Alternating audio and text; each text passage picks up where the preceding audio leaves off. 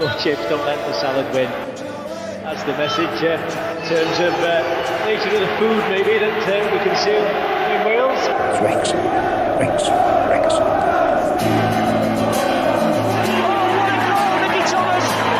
He's done it, the magic little man, Watkin. Oh, he scored! Steve Watkin has got a goal! Ball breaks for Bowden, it's in early, as Rush likes it, and he'll chase it, he'll collect it, Ian Rush! Bennett, and that's a second for Wrexham. Well, classic, changing defence into attack. Conley! 1-0 to Wrexham, Carl Conley's done it! Trundle for options, put it back to Morels. Oh, it's a good save! Oh no, it is, and it's in the back of the net. Andy Morel. What a goal! What a goal! What a goal from Al Robson Cardiff! Folks, good way you kids up. Something special is happening here tonight. Wales are going into the semi-finals of the European Championship. Wanagati, Ferguson has definitely won it for Wrexham now. And here's Mendy! There's that race-class roll again! Saved by Foster! Wales are going to the Euros next summer. Wilkinson's wonderful Welsh women. Wales! Wales have done it! They've reached the World Cup! It's him again! Champions! Wrexham are promoted! They have their storybook ending! The first team in history to eat more chips and not let salad win. Hello and welcome to the Eat More Chips podcast, the official podcast, one of the most recognisable flags in the Welsh football supporters universe. In a week when animal rescue volunteers are racing to find new homes for hundreds of pet rats found running amok in a filthy, now condemned house in the New York City suburbs. A group of about 10 volunteers have spent the last couple of weeks rounding up the domesticated white rodents at the home in Rocky Point, about 70 miles east of Manhattan on Long Island. Frankie Floridia, president of the Long Island Animal Rescue League, estimated the group has collected more than 450 rats already and have roughly 30 more to catch, with a major winter storm quickly approaching the region.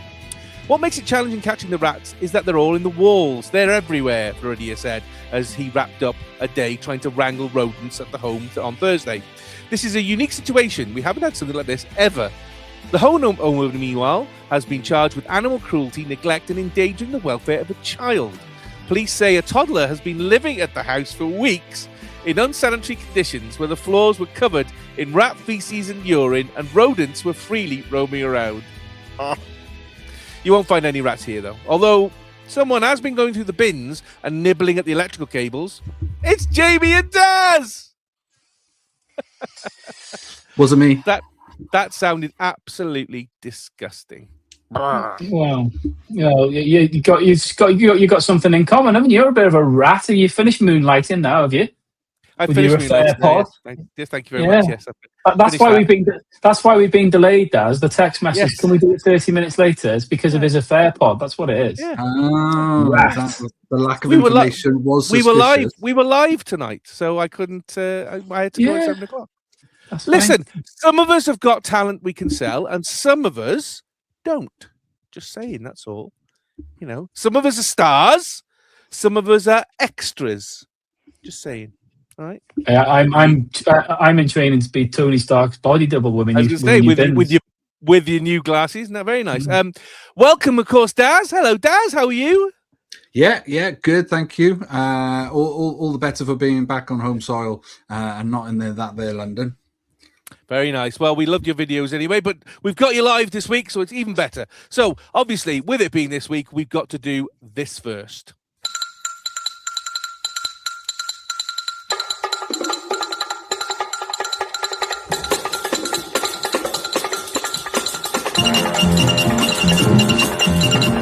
God, I love that music.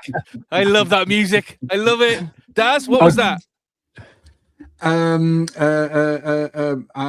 wasn't paying attention, but it sounded like well, it was a classic BBC Sports program. No, not sports. No, children's telly. Oh, it wasn't Newsround, was it? it! It was John Craven's news round. Of course That's it right, was. Of course it was. Yeah, well done, though. Well done on getting it from I'll that give, point I'll of view. give you that. That was pretty cool, to be fair. Thank you very much. Well, so the winter transfer window has slammed shut for 2026, and there's a number of ins and outs that we need to look at. So let's look at the outs first. Jamie, Jake Bickerstaff to Cheltenham Town on a permanent deal. Thank you, Jake. Goodbye. James McLean out to Derry City FC on a permanent deal. Thank you, Jimmy. Max Purvis to Flint Town United on loan. Connor Cody to Charlton Athletic on loan. Paul Mullin to Bradford City on loan. Elliot Lee to Doncaster Rovers on loan. Jacob Mendy to Peterborough United on a permanent deal. Thank you, Jacob. Harry Ashfield and Mo Farl to Cheltenham Town on loan. And Ryan Hardy to Huddersfield Town on loan. Of all the outs, I'll ask you as well, Daz, in a second, so have your answer ready. Which one for you was the most surprising, Jim? I don't think any of them were a surprise, to be fair. I think Cody maybe, but to be honest, it given even though it was a high-profile signing for us, big money signing on big money, let's be honest, after the start of the season, it hadn't really worked out for him. So there's part of me that was surprised he's gone out on loan already, but equally with the way he performed, it wasn't a huge surprise. But outside of that, I don't think any of them were a huge surprise. Glad Mullin managed to get a second loan for the rest of the season. Sad and obviously happy for Elliot Lee to get a loan, because like when Mullin went out for the first time, like when Palmer went, like when all these players that we've become so attached to from the back-to-back promotions. Unfortunately, we've kind of moved a little bit beyond them now. So I think we're all kind of wishing them well, aren't we? We're all wishing them well. We all want to see them do well. And by all accounts, I think Elliot Lee played his debut for Doncaster the other night, and the fans have all fallen in love with him. So, none of them for me were a surprise. I think from the club's perspective, good outgoing business. I think got a good number of players off the books permanently. A good number of players secured loan moves, which obviously how much financially that's a benefit, who knows, but a good, from an outgoing point of view, a good window. I mean, you nodded, Daz, when Jamie mentioned Connor Cody there. Was he kind of your surprise for this one?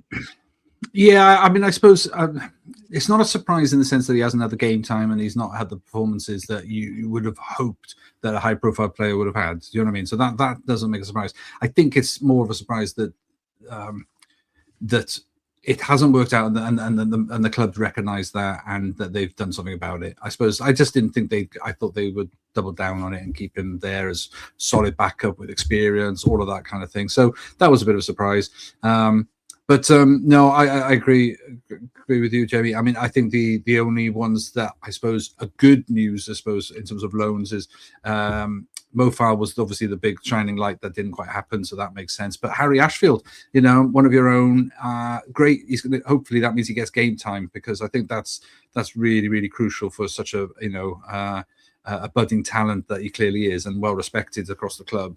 But not to be able to call on him and bring him into the squad and be able to sort of build him up. But maybe the team, all these new purchases that are coming in, the team standards getting higher and higher.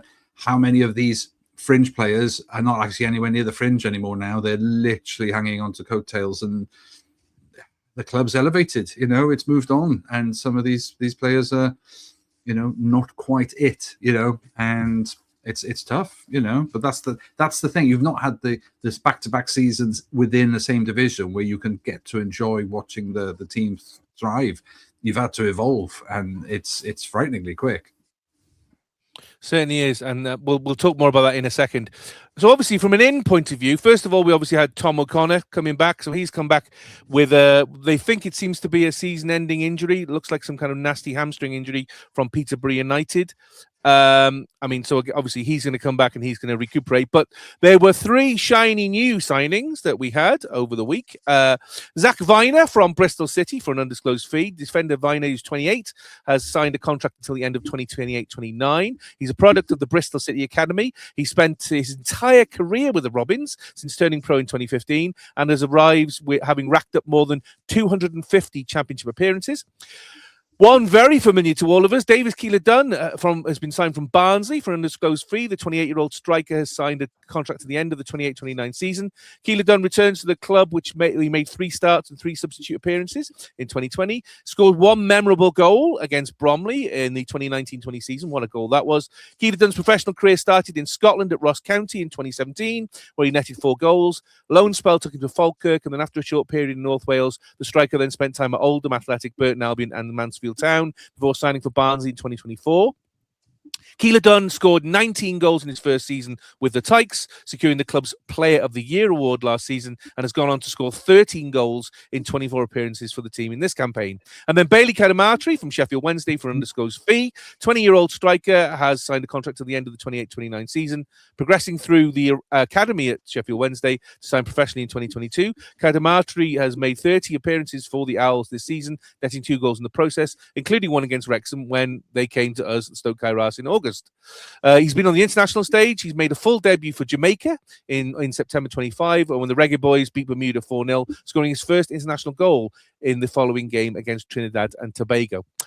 So, Jamie, 3 signings. First of all, disappointed? Only 3? Right amount? Before we think about the calibre of those players, is that enough for you? Yeah, I wasn't disappointed with the quantity.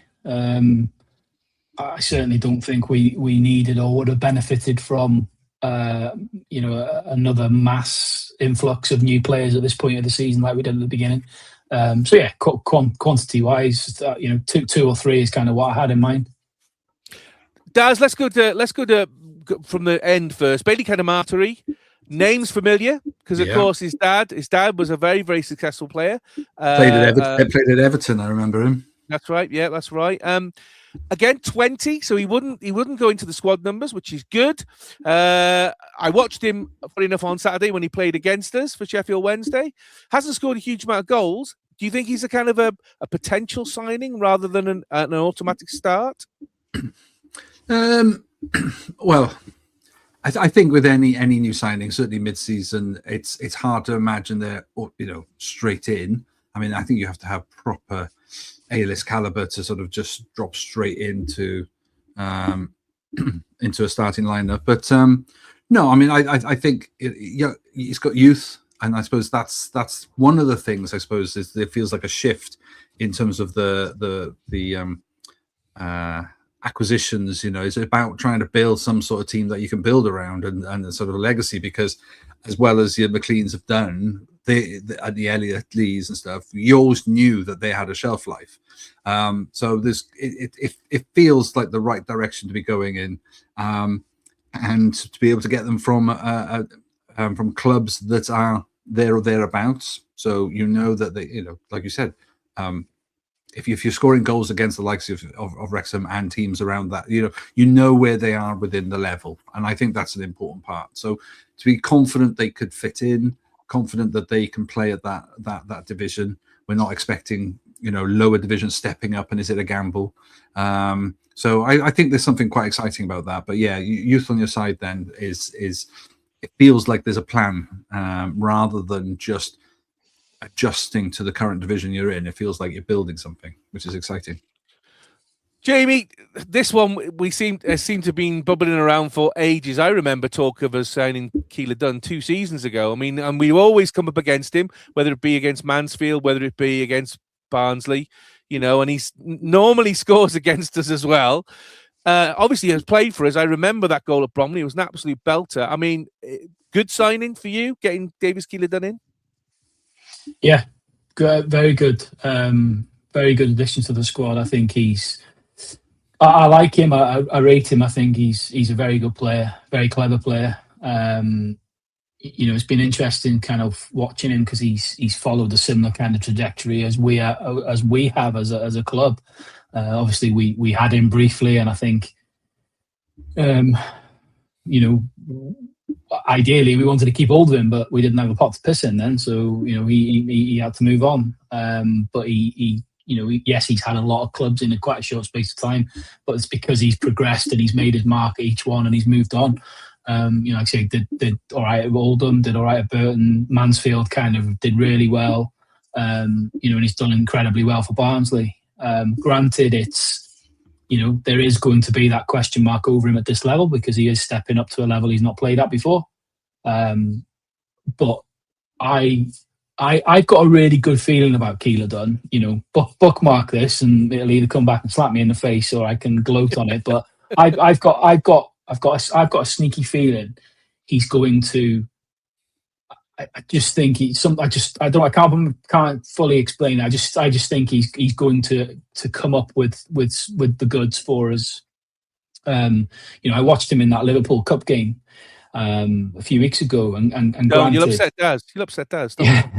Granted, Liverpool weren't necessarily at full strength, but neither did they have a complete B team out either. And to be fair, he was probably the best player on the pitch that night at Anfield. He played really, really well. So, granted, one-off game, FA Cup. You can't sort of use that as a measure as such, but he held his own. So, I am really happy with that as a signing, particularly given the reported fee we've got him for. I know we were interested in him in the summer, but the fee then being talked about was for £4.5 million. Well, the suggestion now is it's half that. So if we have paid anything between £2 and £3 million for him, I'm very comfortable with that as an addition to the squad. Be fascinating to see how he's integrated in, because if you look at where he's been playing for Barnsley in particular in the last sort of 18 months, in our system, he fits into that Windass, Rathbone, Broadhead kind of position off the striker, in one of the number 10s off the striker. So it'll be fascinating to see, how he's used. But great addition to the squad in my book. I'm happy with that one. And Daz, Zach Viner, Bristol City, 250 championship appearances, centre back, right back, can play right defensive midfield as well. I mean, a good, solid championship player at the back. A good player. Yeah, I think versatility is key, and he's played a long time there. He was joined as a kid, and he's been there a very long time. So to be able to sort of prize him away from a club like Bristol, I can't be sure whether or not, again, is he backup. It feels like the Connor not being quite successful as a member of the squad, whether or not you've got other choices now to build, adding to the squad in such a way that you've got more choice that is selectable, because it feels like you're relying on the same few. So to be able to broaden that, and I think you're right there. I think solid suggests probably the right word. I mean, what is he? He's sort of 28, so he's prime, in terms of experience. I think that's a really sensible purchase more than an exciting one. I think he's the one of the three that I think is probably the most likely to come in as a starter. Unfortunately, I see him potentially coming in for Max at this stage. You're right with what you said. He's 28. He's in his prime. But he's got nearly 300 championship games under his belt. I don't think he's going to have come here to sit on the bench. My gut feeling is he's been brought in to be that right-sided centre back / cover. But yeah, of the three of them, I do have a little sort of sneaky feeling he's the one that probably will come straight into the to the starting lineup, whereas the other two are definitely going to start squad players. But I don't know. I think again, he's another one that I think we were after in the summer. We were apparently very, very keen on him in the summer, and Parky's got a little bit of a history with this, hasn't he, where he goes back for players that he's previously shown an interest in. And I think, apart from the fact that his name sounds like a Saved by the Bell character, I think he is a solid addition to the squad, as the other two are. And that's the kind of headline from this transfer window, isn't it? I think there was a little part of me that was half expecting this massive splash in the ocean signing. with a view of, because we are within kind of touching distance of playoffs and still probably in the mix for automatics. I just had this suspicion that they might go nuts, but equally I'm glad that they've been sensible. What they've done here is, rather than kind of risk, we've got into the playoff positions with 19 games to go. So why risk upsetting the apple cart by bringing in another 6 new faces that you've then got to try and integrate into it? The squad that we've already got has been good enough to get us to 6th place and into the playoff spot. So to me, this window was a success, because what we've done here is we've improved the overall quality of the squad, and that's what you need, that's what you want. So all good overall, I think. Let's identify the elephant in the room. Obviously, we've signed a defender and 2 forwards, or maybe an attacking midfielder and a forward. No wingers, no wing backs. For a team that you say on a regular basis, Jamie, we rely on wing backs. We're putting a lot of pressure now on Kabore and Kakache as our number 1 choices. Do you think that's a slip up by Wrexham, or it was intentional? No, definitely not intentional. I think it was quite heavily reported, wasn't it, that we were in for 1 or 2 wing backs. I think in the last few windows, Wrexham have tended to do a lot of business late on. Whether that's because it's interesting what the kind of thought process is behind leaving deals till late. But we seem to have a bit of a habit of doing it. But by leaving it late, you run the risk, don't you? Well, I mean, there were 2 we were heavily linked with on deadline day, but for whatever reason they haven't come off.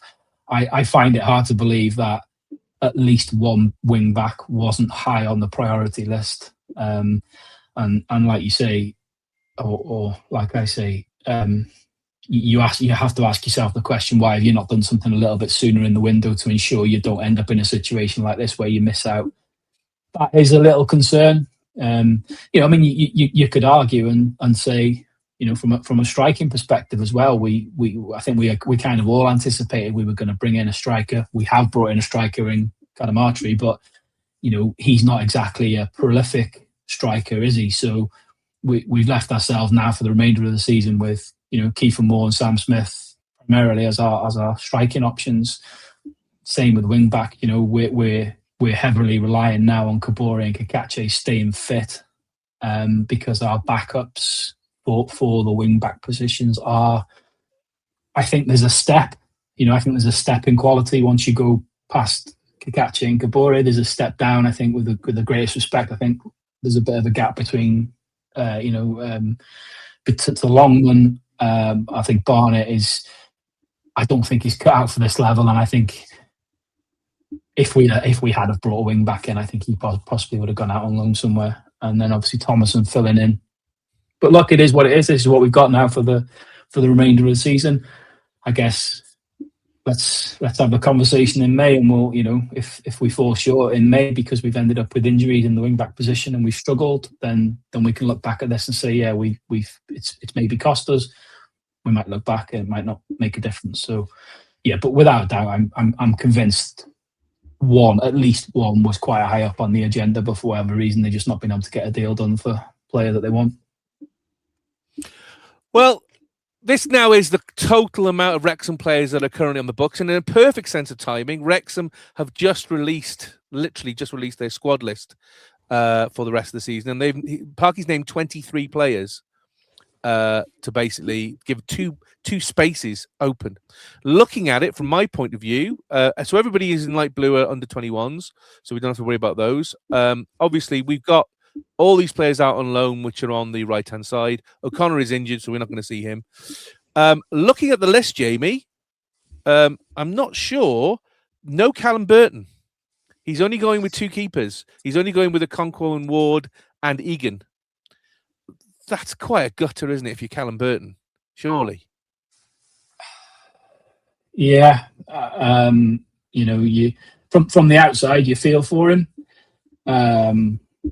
Obviously, was it at the start of the season? Was it when Danny Ward came in? That's pretty much straight after. they announced a new contract for Burton, didn't they? Yeah. I'm sure it was earlier this season when Danny Ward came in. You don't know, do you? You know, you don't know what conversations have been had internally. I can't believe that he's been led down a garden path of being told he's going to be a number 2 or whatever. I think it's fairly evident where his place in the squad has been. I guess by leaving, you know, two spaces and having Burton on the books, then it gives that flexibility should something happen to one of the goalkeepers.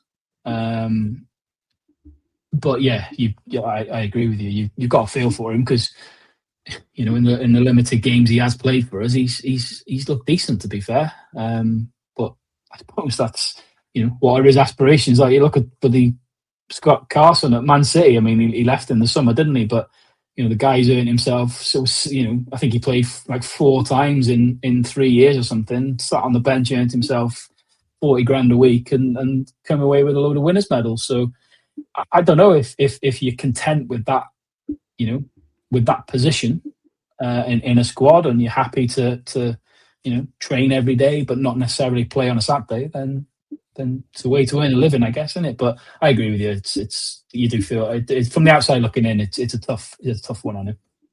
The other one that looks like it, even though I've listed him here, is Lewis Brunt. Even though he was Palkie announced he's back on the grass this week, no place for Lewis Brunt. He's currently not. Now, he obviously could be added because obviously that's 23 names and 2 spaces if you wanted to drop in an out of contract player in. You know, but so he could be added, but at the moment, not listed. Yeah, I think it's clever. I think it's clever by Parky, to be fair. It's a similar scenario to the summer with Rathbone, isn't it? You know, he didn't register Rathbone initially because he was still recovering from injury, but left a space in the squad. And this is clever because, you know, on paper we've brought in, although we've let Connor Cody go, we've obviously brought Viner in. So on paper, we've got good coverage in the centre back positions, but it's clever from the point of view that if Brunt gets himself back match fit, and you know, he can be registered in one of those places, if for whatever reason shit hits the fan and we end up with a bit of a crisis, you know, centre back crisis, and he's not fit enough, then we have a squad place available, and you know, potentially go out and try and see if there's a free agent or whatever. So yeah, I think it's quite clever, rather than registering him and giving him one of the positions in the squad for the sake of it at this stage. It makes a lot of sense. So this seems to be a tactic that they're using more and more now. They've done this the last couple of sort of windows when they've had to declare squads. So yeah, it makes a lot of sense.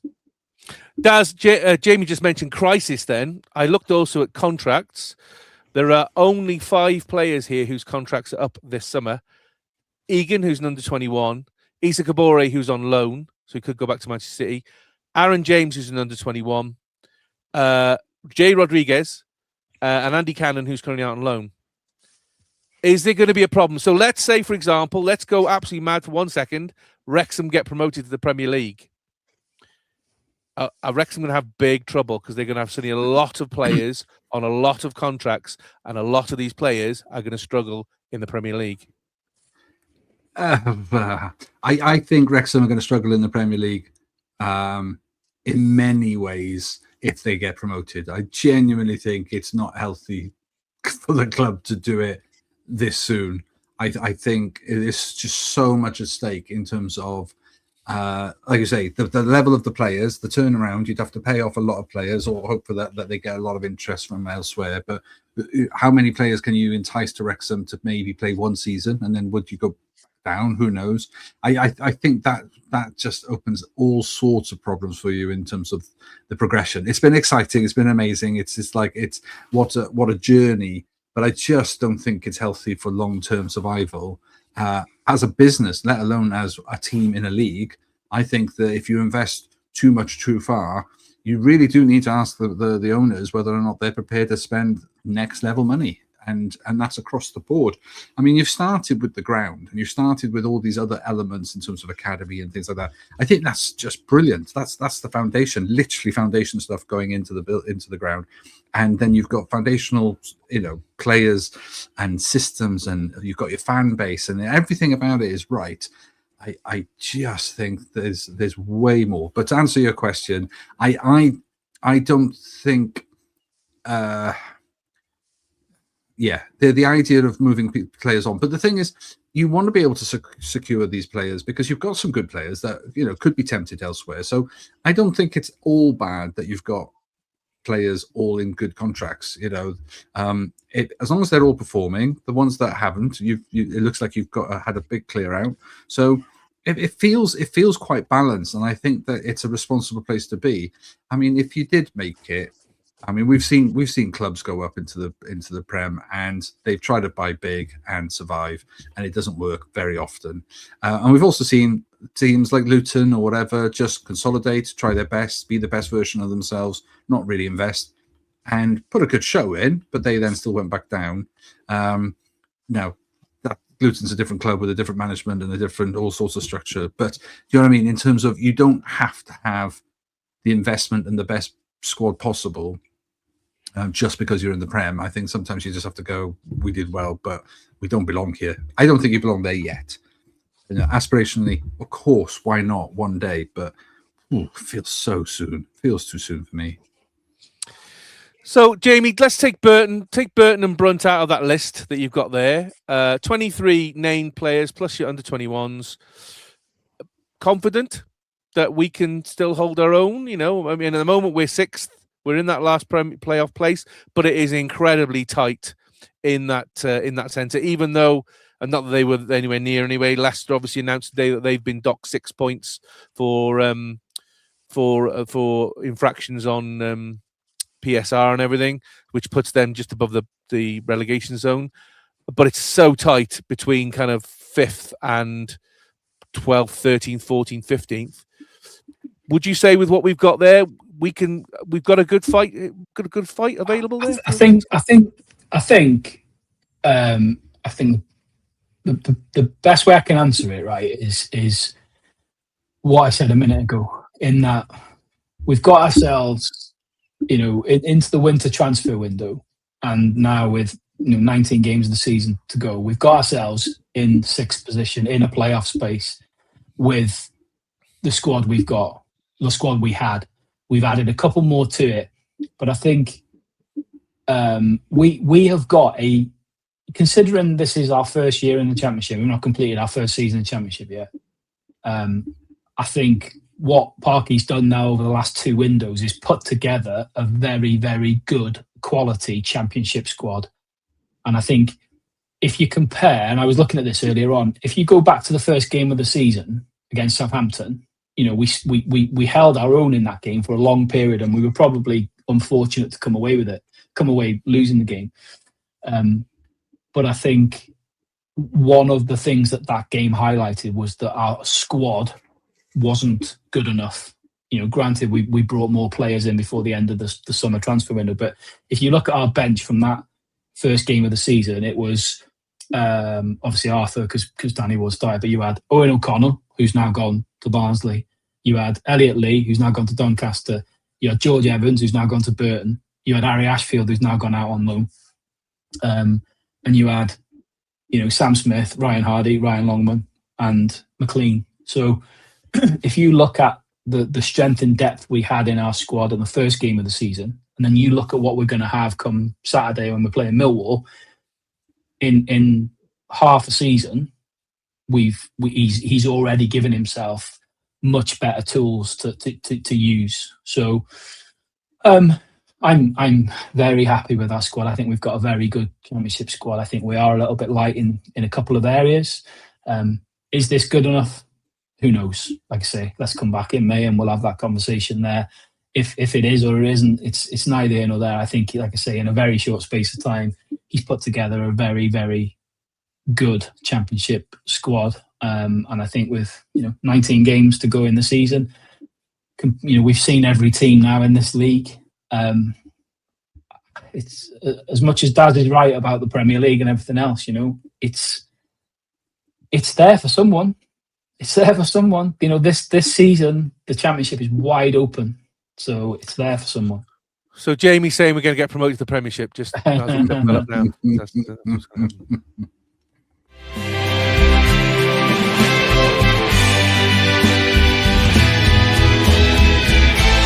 So Saturday saw us go up to Sheffield to take on Sheffield Wednesday at Hillsborough, which I went to. Just want to say first, I've never been to Hillsborough, but it's one of those grounds I've always wanted to go to. I paid my respects to the 96. So obviously, for those of you who don't know, the biggest football disaster in English football history, where 96 people were crushed to death due to police incompetence at an FA Cup semi-final where Liverpool played Nottingham Forest. I don't know, Daz, whether you've ever been to Hillsborough. It's a proper old ground, and one of the ones where you get the this is it. This is a proper ground. But I was I went in through the Leppings Lane end. I was upstairs from the crush pen at the bottom, where all the people sadly lost their lives. I found it really eerie and quite not disturbing, but really sad. I mean, it's very weird, isn't it, that you have all these people kind of celebrating so many years on, but my mind was constantly on the fact that I was standing in a place where 96 football fans went to see a football match and didn't go home, and none of it was their fault.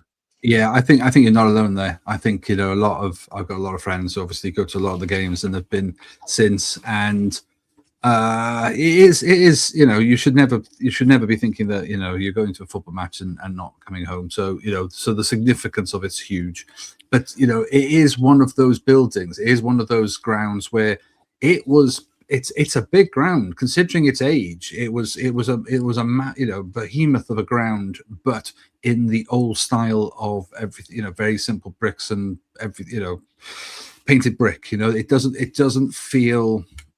There's no modern, very little modernization in it, and no, there wasn't. And I find that quite fascinating, considering now it has this unfortunate. When I hear that word, I think of that incident because obviously I'm a Liverpool fan, but it's their home ground. So every time they're going, oh, are you off to Hillsborough? Or so for them it's a word they use in a very different way. I just use it, and I'm surprised they haven't either upgraded or done some sort of significant change, whether or not they knocked down that one stand and rebuilt it so that they could sort of remove some of that fault, whatever the error. I know it was errors on people, decision making and everything, but there's something about it that it makes you think. I'm surprised they've not moved either, but of course it is a famous ground. But some sort of upgrade, because it still has that association. It's still, listen, I was upstairs, it's still very tight, particularly when we were all leaving. You come out to a quite a thin walkway behind the upper tier, and then you get funneled towards a stairwell which is the thickness of 4 people, and when you've got 2,000 people all heading towards 2 stairwells where you've got 4 people apart, it got very. I don't often get scared by football crowds. It's rare, but I was very, very, and I think probably because it's where my mind was and because of where I was very, very nervous on Saturday when I was leaving the game. I think you're probably right. I think your mind was already probably in that place, and I wonder if it happens to a lot more people than we realise. I'm absolutely sure. And if there's anybody there who's a regular, fan, goes to the ground, anybody who works in the local authority there, I'm sure. After what happened that day, the testing, the checking, the measurements, I'm absolutely sure. A lot of the railings that were part of the problem have gone. The gate, the gate which was opened has gone. There are still the old turnstiles that are there in partly, but there was much more kind of spread out, and the thing is, that FA Cup final, there were twice as many people as there were on Saturday, and it was quite busy on Saturday. So I dread to think. I'm not surprised at all. Anyway, I don't want to dwell on that, but I wanted to make a point Yeah, no, thank you. And I also think like a lot of grounds. I mean, a lot of grounds used to have popular, attendances. When you look at some of the top capacities of some of the grounds, historic, fabulous grounds over the years, their top capacities are way over the spec of what they're now rated at. And it just makes you think like, okay, moving to all-seater made a huge difference. But to think how jammed some of these grounds were historically for years and years and years and years. I mean, there's a part of me that thinks, oh God, I wish I'd experienced it at least once. But then a part of me then just simply just goes, it's frightening. Well, the old cop at the race course, Yes. I mean, Yeah. I remember being on there when it was jammed, and I've seen photographs from the dizzy heights in the 70s and stuff where it was literally you couldn't move. So I mean, it was like you say, it was the thing, wasn't it? 70s, 80s, it was the thing to literally see stands with just people just squashed together, and you do think you look back and you think, crikey, how were there more tragedies? Yeah, because of the health and safety wasn't a thing then and all that jazz. Granted, the Hillsborough was a very specific scenario, but yeah, wow, it was It was just a bit weird for me to see all our fans rightly so supporting and celebrating, and I just looked. I went down to the front when I hung the flag out, and I looked over, and all I could see was the centre pen, and I remember it. I remember watching it on TV because it was an FA Cup semi-final. Yeah. Then it was free to air, like some of them are now, and I was looking forward to the game, and then suddenly it just turned into this absolute horror show. And it's still as fresh now as it was in 1989 for me. So I'm looking at the pen and I'm thinking, yeah, 96 people lost their lives right there. I just wanted to make a point about it. I probably my mind was on that more than the game, which is probably a good thing because the game wasn't fantastic. Let's be honest. Let's look at the lineup first. 4 changes from the win versus Queen's Park Rangers. Max Cleworth in for Dan Scarr, Libby Kakachi in for George Thomas, and Josh Windass in for Lewis O'Brien, and Sam Smith in for Kiefer Moore. Jamie, we're sort of seeing now this kind of mini rotation. I mean, obviously Kabore and Kakachi in, great. Probably we'll see more of that now as you go along. But that kind of Cleworth going for Scarr coming in for Cleworth. As you said, now we've got Viner. It's possible Viner now starts to move into that position instead. And that kind of front, kind of Smith for Moore, Windass for O'Brien, Broadhead, there's that kind of change. I mean, because of the opposition, is this the kind of 11 you were expecting to see? Yeah, I think the only selection that I wouldn't say I was surprised at, but that I could have seen going either way was having Matty James and Sheaf, as the two kind of defensive midfielders against Sheffield Wednesday. I wondered whether he'd maybe go a little bit more aggressive, but in fairness, he's gone with Broadhead and Windass, who, like we spoke about, I think, you typically, if you play them, you're going to benefit from an offensive point of view, but you sacrifice some of the defensive work that you're going to get from Rathbone and O'Brien. I understand why he went with those two, and it was nice to see Sam Smith get a start. I think he's done. What more can he do in recent weeks? He's been every game he started, he scored. What more can he do? So I'm glad that he got the nod. Not that I'm saying Kiefer Moore's done anything wrong, but I'm glad that Smith got the nod. But you look at that, I looked at that team on paper and I'm thinking, wow, it's a strong team, and I fully expected us to go on a bit of a steamroll, but it didn't quite work out that way. No, it definitely didn't work out that way. I mean, Wrexham had massive domination of the ball, nearly 70%. But not a huge amount of shots. Certainly not a huge amount of shots on target. I mean, their ratio of shots to shots on target was better. I mean, just a single goal. Ironically, as I was watching the first half, I was thinking a lot of these players just don't seem to be connecting with each other. Lots of slip passes. I thought Max was terrible. I thought Issa Kabore was not good. I thought Sam Smith was slightly off it. And then obviously got who are the 3 people who link up for the goal? It's Cleworth to Kabore to Smith. So it just shows I know absolutely nothing about football whatsoever. Could have been another draw though, not for the fact that Matty James saving it off the line. Again, I don't want to dwell too much on that. Wrexham had chances, but didn't really take them. At times, for me, we weren't aggressive enough. We weren't forward enough. We were passing side to side, going backwards.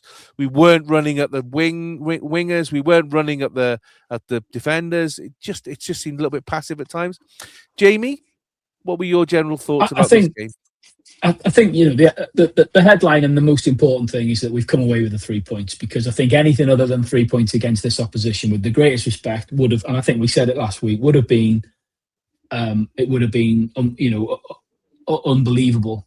But you can't really sugarcoat this too much. It was a right floppy dick of a performance. It was it was pretty crap. It was totally not what I expected. Yes, we had the majority of the ball. We absolutely had the better chances, but we didn't kind of batter them as much as I thought we would. The first half we were very disjointed. Like you say, there was nobody really that kind of grabbed the game by the scruff of the neck. There was no real urgency, no real kind of intent. And we just kind of limped through that first half, to be fair. I think from Sheffield Wednesday's point of view, I think we made them look better than they were. And again, I mean that in the most respectful way possible. They're on the bare bones of players. They've lost, their main man who absolutely dominated us at the Carmarthen, Barry Bannon. That's a huge miss for them. Well, we'll see him again on Saturday, so it'll be fine. Yeah, but they've lost some other key players. But I think, to be fair to them, for 60 minutes they kind of held their own. But that, I think, was more down to us. I think if we had have gone through the gears like I was hoping we would, we could have, absolutely trounced on them. But like I said, our first half was a very forgettable half. The second half we were better. We did look more threatening, and got the goal. Like you say, it was actually a well-worked goal between Max and Kabore, put a great ball into the box.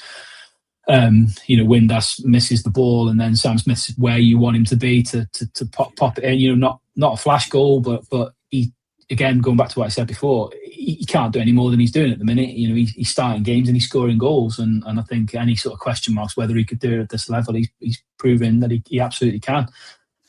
I think it's helped that we've as a team, we've changed the way we play when he's in the team. We don't just play the Kiefer Moore way when Sam Smith's in the team anymore. We play the Sam Smith way when Sam Smith's in the team. We play to his strengths, and as a result, we're getting more out of him.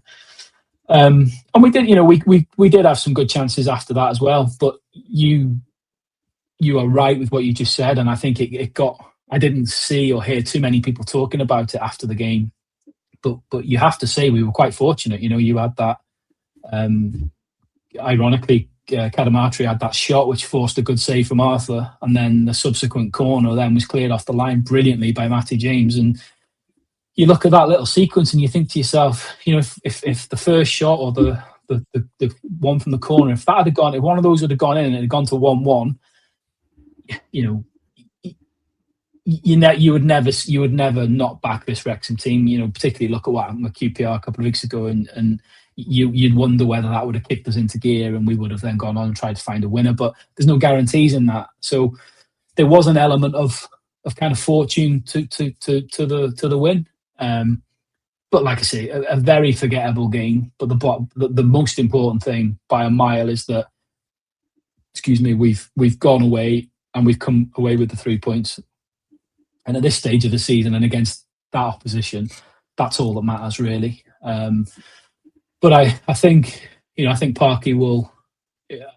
I would imagine he's probably analysed that to death with the players, because we've seen this a little bit as a pattern this season where we've performed quite well against teams in and around us at the sort of top end of the table, but it's when we've come against the lower teams that we've struggled a bit this season, which given the fixtures we've got coming up maybe is a good thing, but it's not going to necessarily work that way. But those are the points. Those are the points you've got to win, though, isn't it? Because everybody, the bottom table. If you're going to compete for this playoff place or even further up, you've 100%. Got to. 1-0 doesn't matter really, does it? As long as you get the points against Sheffield was the gimme. Everybody's seeing that as a gimme. So if you didn't get it, that's the key, isn't it? Is that often you play teams teams will play teams every week who are in the bottom three and are struggling at the bottom. But there's always that thing of, on a given day, a team at the bottom could produce a performance or get a scrappy goal and win a game. But like you just said, the Sheffield Wednesday situation that they're in this season makes it a bit of a gimme. It should really be a guaranteed kind of 3 points. But we did make hard work of it. We did make hard work of it. But you're absolutely spot on right. Getting the 3 points and coming away with the win is all that matters. And beyond that, it's pointless. It's pointless analysing it to death, saying we should have done this and we could have done that and everything else. We weren't at our best, but we've come away with the win, and that's the most important thing. But Daz, I do want to talk about Sheffield Wednesday, a team who have had nothing but terrible situations all season. Docked huge amounts of points, having their best assets stripped away, 2 of them to us and to other clubs as well. And yet, as Jamie said, they kept it as a bay for 60 minutes. That does show some resilience, doesn't it? The fact that they managed to compete, because it'd be very easy to just roll over and get beaten 4-5, 6-0 every week, but they're not. They're holding their defeats to a 2 or a 3-0. I mean, what does that say about a team like Sheffield Wednesday? Oh, I was particularly impressed. I mean, maybe Jamie's right. Maybe, if I didn't see the whole game, I've only seen highlights, but maybe Wrexham made them look better than they were. But I was impressed. I thought this didn't look like the side that, certainly, even if you made them look slightly better than they are, they don't look like a team who are that far down. I mean, don't forget, if you add back the deducted points, what do they have? 18 or something deducted. So they'd still be bottom of the table. But there's nothing, you cannot deny that having that process applied to them means that their heart's not been in it and they have not been competing in every game like they did against Wrexham. So all of those losses that they've got would not necessarily have all been losses, because you'd like to think some of those would have been a far more contested match, because they would have been playing, they would have kept some of their better players, and they would have been a bit more up for it. What's it say about it? I mean, I am impressed. I mean, whether or not there's a cynic in me that says maybe they're all playing for new contracts elsewhere, and you've just demonstrated that literally this week. If a good player, if there's a player there that impresses, the club's in a situation where they're not going to be able to keep hold of them. So is that fair? No. But how much of this was brought upon themselves? It's hard to be sure. I mean, I know that they went into administration. They've not brought it on themselves, has they? It's basically been down to a terrible owner. And the worrying thing is, the terrible thing is that, so they were announced this week, they've got enough money. The administrators have said they've got enough money to be able to last this season. Perfect. So they can pay their bills this season. Everything's good. However, the Chancery still owes a certain amount of money to the EFL, and apparently if it's not paid, they'll get docked points next season going into League One. So it just seems to never end for them, does it? No, and I don't know enough about business and ownership models and stuff like that, whether or not the local council or whoever comes in and buys out a man. But what's the club worth? He probably paid one figure, but now it's worth a considerably different figure because it's been relegated 2 divisions or something. You know what I mean? Or it will do by the time the points deduction kick in next year. It's going to be a very, very slippery slope. And we've seen the clubs do that in Italy. We've seen clubs do that in Scotland. We've seen clubs elsewhere in the English format as well. So it is sad because they are a great name, and I always think of them as a top flight team. The ground, I think of it is a top flight ground, and it's not the way the fans should absolutely, from a fan's point of view, it's not the way you want to see your club be managed. When I said when they brought it upon themselves, I meant the owners, because surely the owners don't want to be relegated. I'm sure the owners want to be getting championship payoffs. They want the finances you get from the TV money. I mean, weirdly, I'd be curious to know about in terms of the administration, how much money they're getting for each of the televised games, because there's a little bit of a morbid fascination about Sheffield Wednesday at the moment about how can they stay stay in the league, how many points are they going to lose by. I would imagine they're getting more live coverage than they've ever had in stuff. So whether or not that money comes in, I don't know. I don't know. I haven't seen the figures. But there's a weird, fascination about whether or not how's it going there, what's it going to be like. But there's absolutely no way they're going to be competing. 25 points off.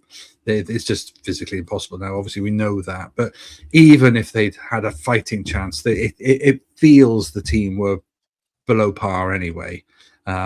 So would they have got relegated anyway? They certainly would be. They would definitely be fighting for their for their survival. But it's a fait accompli, and they're going. So but yeah, impressed what I saw. But that's the team building, picking themselves up and playing their best game against Wrexham, which happens. And now it's time for the away day footy scran review. So here we are in Sheffield, which means it must be time for an away day footy scran review. And I wanted to buy some pies at Hillsborough, but who ate all the pies? We don't know because there wasn't any left. So what I've done is I've come to the burger and sauce bar, and I've got a beef burger with barbecue sauce on it, fries and a Pepsi for £11.29. So we'll give this a try and see how it is. So what did we make of the burger and sauce with a double patty? So it's almost like a half-pounder barbecue cheeseburger, fries and a Pepsi. Fries were just normal standard fries, nothing special, to be honest with you. Burger was really, really nice, really good. Patties were nice and soft, good cheese. The only thing for me is barbecue sauce. You want to kick from a barbecue sauce, but that was really spicy. I was crying while I was eating that, crying. It was a little bit too much, but good value. Nothing special though. I mean, let's give it a 6 out of 10. 6 fries out of 10 for that. But there you go. I would have had a pie, because I know there was some criticism last week about my choices, and I would have had a pie, but they had no hot food at the ground at all. So by the time I got in, it was too late. Anyway, we got the win. Not a pretty win, but we got it. So onwards and upwards, up the town. Yeah, you've had more burgers. You've had more burgers than Ronald McDonald. Fuck me. Yeah. Who was the guy on Popeye who used to eat all the burgers? Who was his name? Because it was Popeye and Bluto, and then there was the uncle or whatever. So I wanted to put some money into the club because I was going to buy pies and whatever, but there was no hot food. So I did buy a shirt from the ground. So that'll go into my collection, which is quite nice to try and put some money into the club. But yeah, that burger was nice, but it's just the barbecue sauce was painful. Oh, it was so hot. You sure it was barbecue and not a chili sauce then?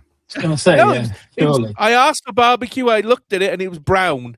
So it's barbecue sauce, but it was so hot. Anyway, let's look at the footy scran table. Sheffield puts itself there in with 6 fryers right in the middle, above Southampton on alphabetical order. I can't believe you put it as Sheffield. Well, if I go to Sheffield United, then I will add Wednesday to that. But at the moment, it's just Sheffield because that's the town. I mean, I'm not, anywho. It goes in there anyway, mid-table, below Britain French Lansowell. 3, 4, 5, 6. 6 you can't burgers. how many. Yeah, okay, fine, I get it. Oh, wow. Wow, you are so severe with the whole burger thing. I like burgers, okay? Couldn't you tell? Look at me. Got a loyalty card or something? Now you've got 6, you get the next one free. Anyway, still at the top though, Swansea. Good to see Daz. Ooh. Cod chips and mushy peas. I know you don't do fish. I know you don't do fish, but to see chips and mushy peas up there at the top, where it should be. Absolutely, it's absolute staple. But I think this, that's quite an impressive list that you've racked up there. So and all corners of the country represented. So I don't think my cardiologist would say that's an impressive list. My cardiologist would say that's an early grave, probably. No, just pretend, just tell him you walked through all of them. Good call. Good call. Well, Sunday, and we all traipsed down to see Gavin and Stacey to Jenner Park in Barry as Wrexham Women took on Barry Town United Women in the last game of the Gennaro Adran Premier Phase 1. Lineup, first of all, 2 changes from the win over Britain Ferry. Phoebe Davis in for Cara Jones, and new signing Michaela Wildgoose making her starting debut in for Erin Lovett. Daz, this is the first time, really, we've had you live to talk about Wrexham Women. Obviously, since that Cardiff defeat, they've been unbeaten and have done well. We're leading now into Phase 2. General thoughts on how you think the squad are currently doing? Yeah, I think we've talked quite a lot over the weeks and months about the significant boost they got with those initial signings, new management, new signings. There's a cohesion. It's quite a really good, solid platform where there's some really entertaining football, and I think making the top half was absolutely the bare minimum. So that was the key thing. So successfully done, tick. But I think even maybe, well, I'm speaking on behalf of all of you, even the hardest of diehards are surely a surprise about how well this has gone and how close and how competitive it's gone, giving Cardiff a run for their money. So I do think it's exciting. We talked at the very beginning of the season, like as we did last year. It's no fun if it's just a runaway winner with Cardiff, and it has been. So the fact that there's some genuine competition, it's really good. So no, I've been really impressed, and say plenty of goals, and but entertaining football, which is key. I do think that there's you can win, you can get results, but if it's dull, what's the point? So it's nice, really good attacking, and some quality goals. Just wanted, before we talk about the game, announced today that Cardiff City manager Ian Derbyshire, after 6 years, has announced he's leaving in the summer. Oh, has he? Obviously you've not caught that. I literally only came out about 4 o'clock, this afternoon. He's going on to, I think he's going on to an overseas role, which I'm guessing is probably America, because that's kind of where the women's football is quite strong. How, not that you will know, but in your judgment, how much of a blow is that for Cardiff City? Of course, you've got to credit him for the success they've had. I mean, you don't get treble-winning seasons easily. So there's clearly been a good combination of acquisitions and transfers and getting the squad built, because let's not forget there was a good period of time where Cardiff weren't the dominant team. We're talking about Swansea, we're talking about Cardiff Mare. They were probably the two outright. Cardiff were in there or thereabouts, in the way that Wrexham initially joined there or thereabouts. But Cardiff these last 3 years have absolutely put their mark on their dominance, and you have to put it down to him and his staff. It's clear, and to have him there for as long as they have had him there, I think is perhaps one of the biggest wins that you can give to Cardiff, because he's done such a good job. You would have thought, and this is my complete assumption, and it is slightly derogatory of the women's game, but I'm only basing it on what I think in terms of appeal, that a successful manager like him in the men's in the women's game usually go and get then maybe a lower tier or a under 21s or some other men's, because that's been the pathway. I'm not saying it's right, I'm not saying it's wrong, but I'm saying that that's a consistent pathway. But there was clearly a bond. You saw that in his celebrations at the end of last season. You saw that in the celebrations the season before as well. They respected him, as the players respected him. He obviously had a really good bond with the team. So for him to leave now, 6 years, I think that's probably as good as you're going to get out of somebody like him, who's probably got ambitions. And as much as going into Europe is an exciting thing that Cardiff have been able to offer him as a managerial challenge, week in, week out, playing in Aberystwyth, in Britain Ferry, they're hardly the glamour games that now it depends where he's going. I mean, you're saying maybe America. I don't know. Are you saying Park Avenue's not glamorous, Daz? Of course, it's glamorous on a. You'll be allowed to go back if you don't say it is. On a Sunday afternoon, midwinter. Of course, it's glamorous, but there's got to be something in that. He's done his time. I think he's done really well. I mean, there's plenty of men managers who don't do as much as 6 years in one club. So, so fair play to him. I think he's earned his right to choose where he'd like to go next as part of his career. The blow to Cardiff, that's going to be interesting because they've got a good squad. So if you've got yourself another good, aspirational, capable coach, then there's a brilliant squad there. It should be the easiest job moving into. It should be, but we saw it happen to Swansea. Swansea lost their very influential manager, and their dominance dropped almost overnight. Yeah. So I think that's the thing. It's the appointment now of who they've got next. Whether or not they'll miss him, of course they'll miss him. But I do think that Cardiff potentially have got the money, they've got the investment, they've backed the team in recent years to be the number one team in Wales.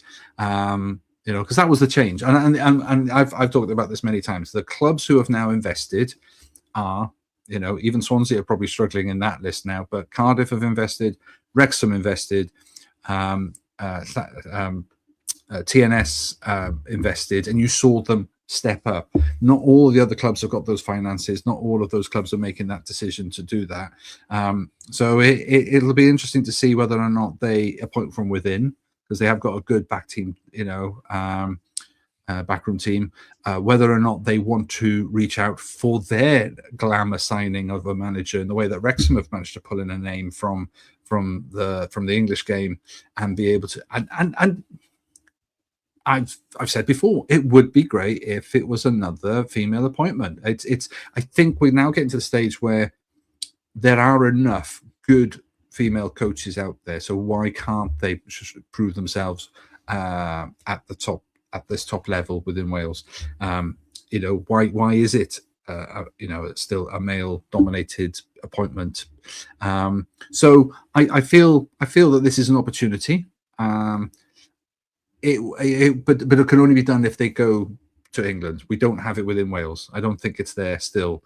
I still think we're another sort of not a generation, but it's certainly a time period where players of any caliber or recognizable caliber. I mean, you could take a punt on anybody and they could be great managers. We don't know, but nobody's going to take that risk. They have to have some sort of track record, and track records like that come from playing in the English league, even if it's Division 2, which or WSL 2,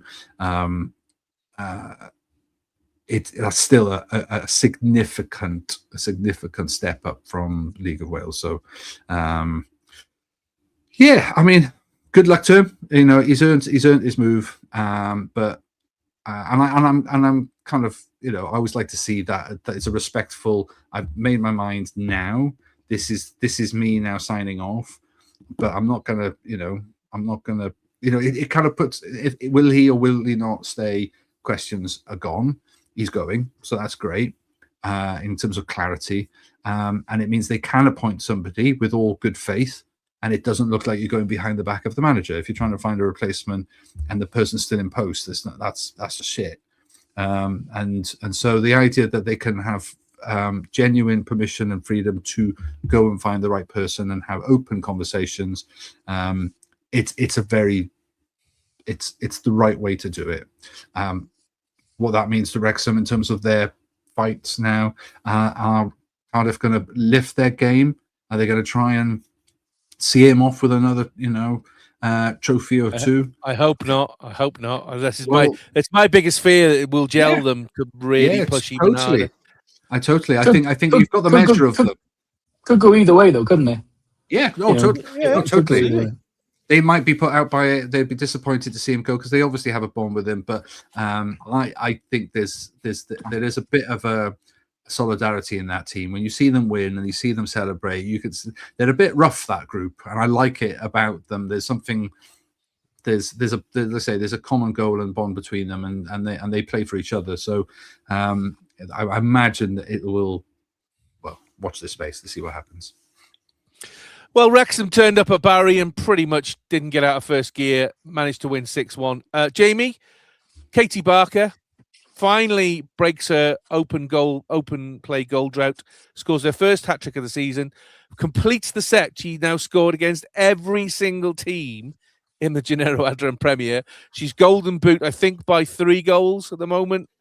I mean, what a player this footballer is.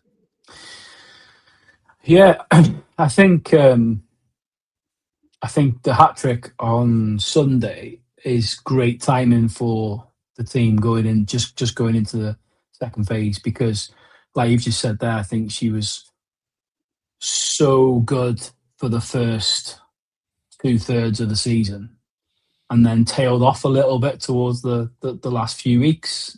Hadn't scored as many goals, hadn't scored goals, struggled to get the chances, and wasn't sort of the kind of cheat coding games that we'd seen earlier in the season. So the fact that she's gone and got herself a hat trick and probably should have got, if you're being really critically harsh, you'd probably say she probably should have scored at least 4 goals, if not more. But the fact she's got herself a hat trick, for me, it just bodes really well going into the second phase of the season. You know, if she's now had a little dip and hopefully now is going to hit the ground running again in this second phase, then that's going to only be a good thing for Wrexham, isn't it?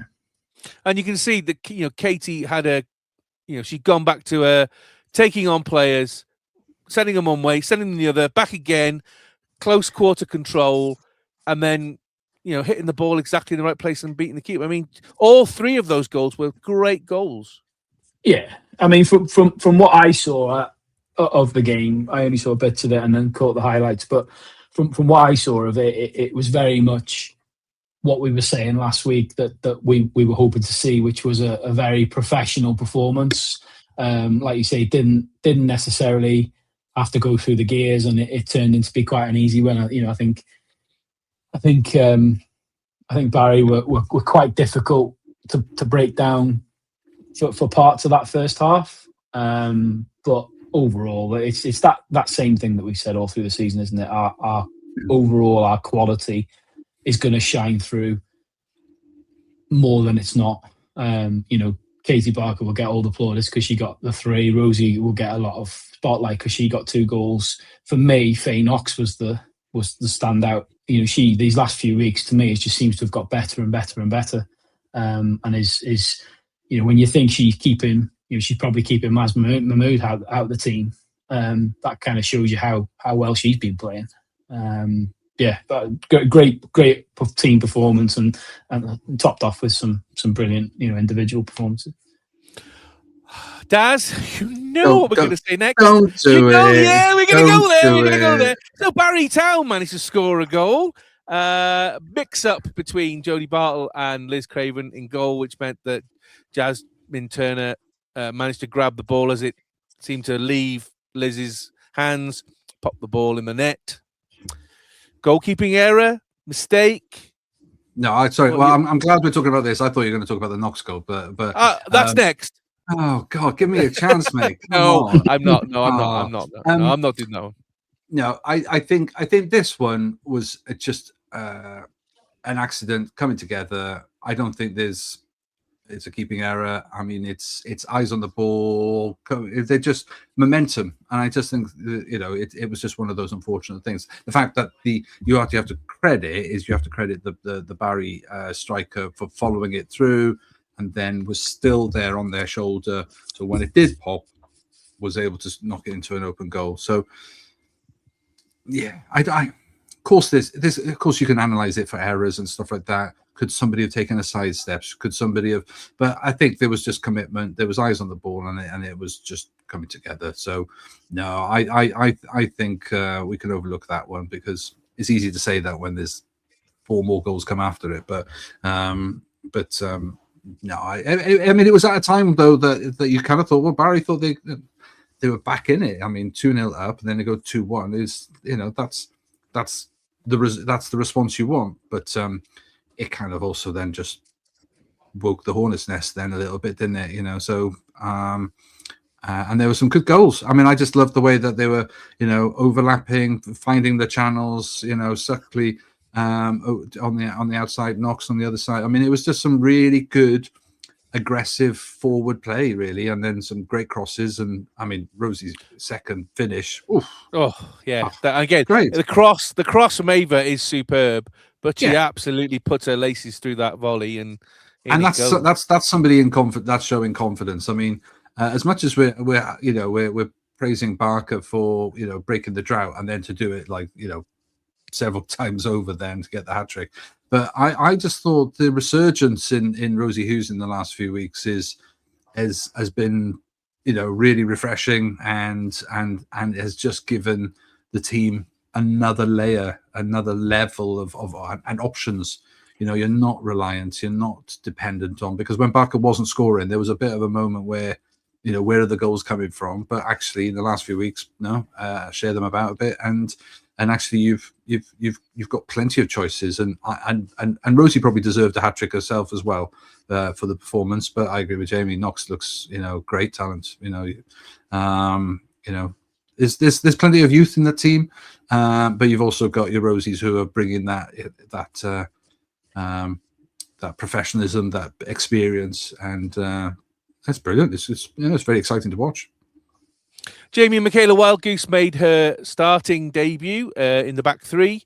I watched her for the first 30 seconds go barreling down 2/3 of the field and take out a Barry player who had the ball. And you're just thinking, yep, that's what we're getting there, a very, very physical centre-back. But she played incredibly well. She had some lovely cross-field passes, long ball passes, which were, you know, finding the spots.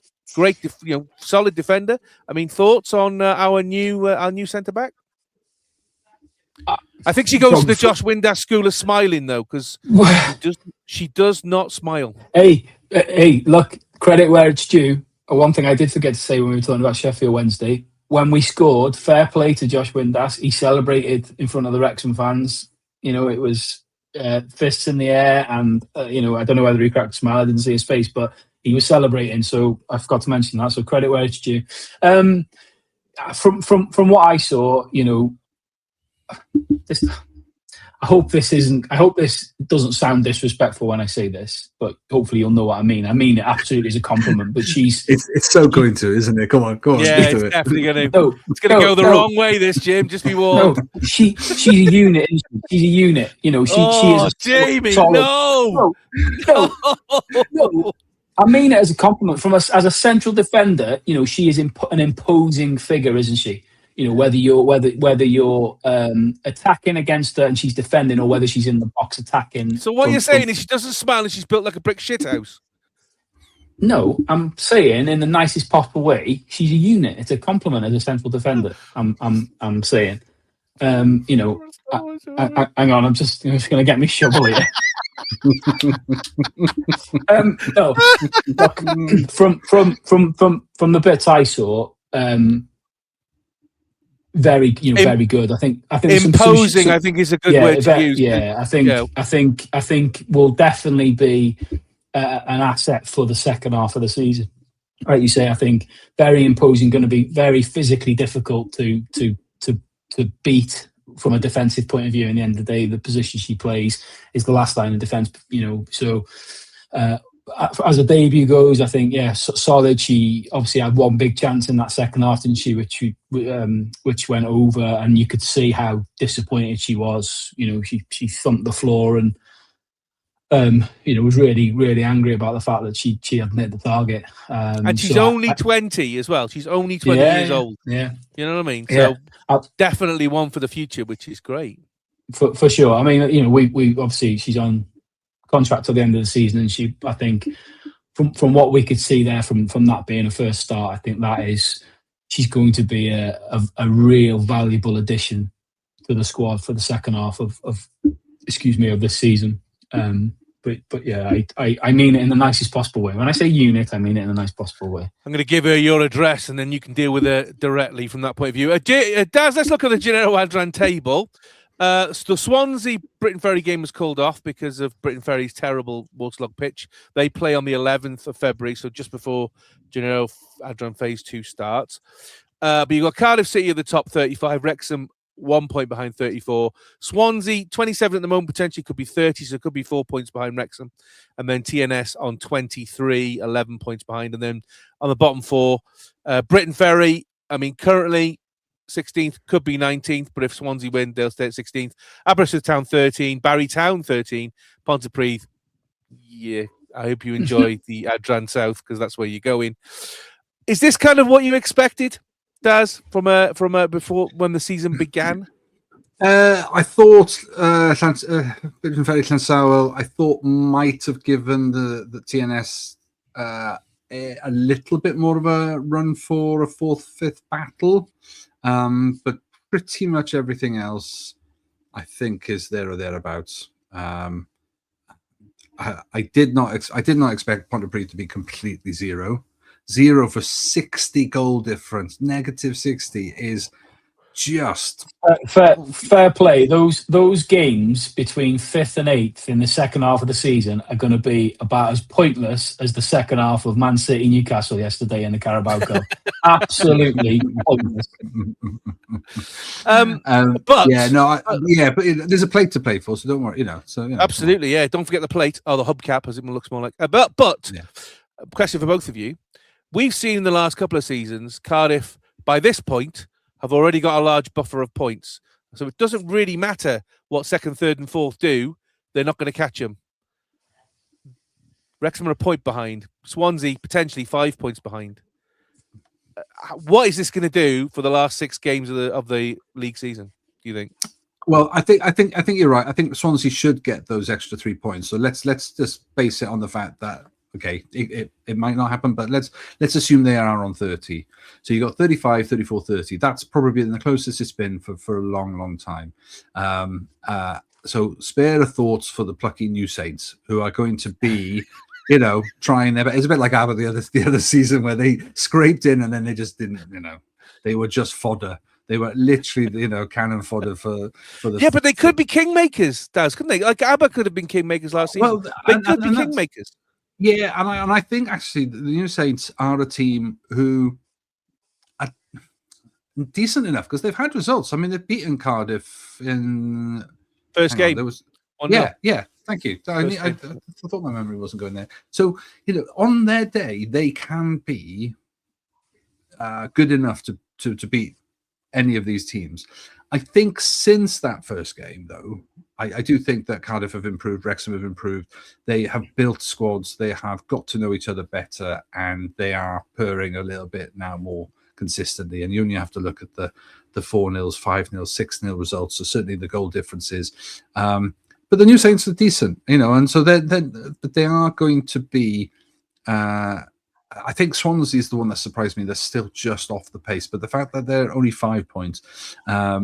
Again, I wouldn't rule them out at this stage. No, they could. They could sneak in and grab it, couldn't they? They really could. Definitely. So I do think this is going to make for a far more entertaining and more equal, level playing field than we've had for a long time.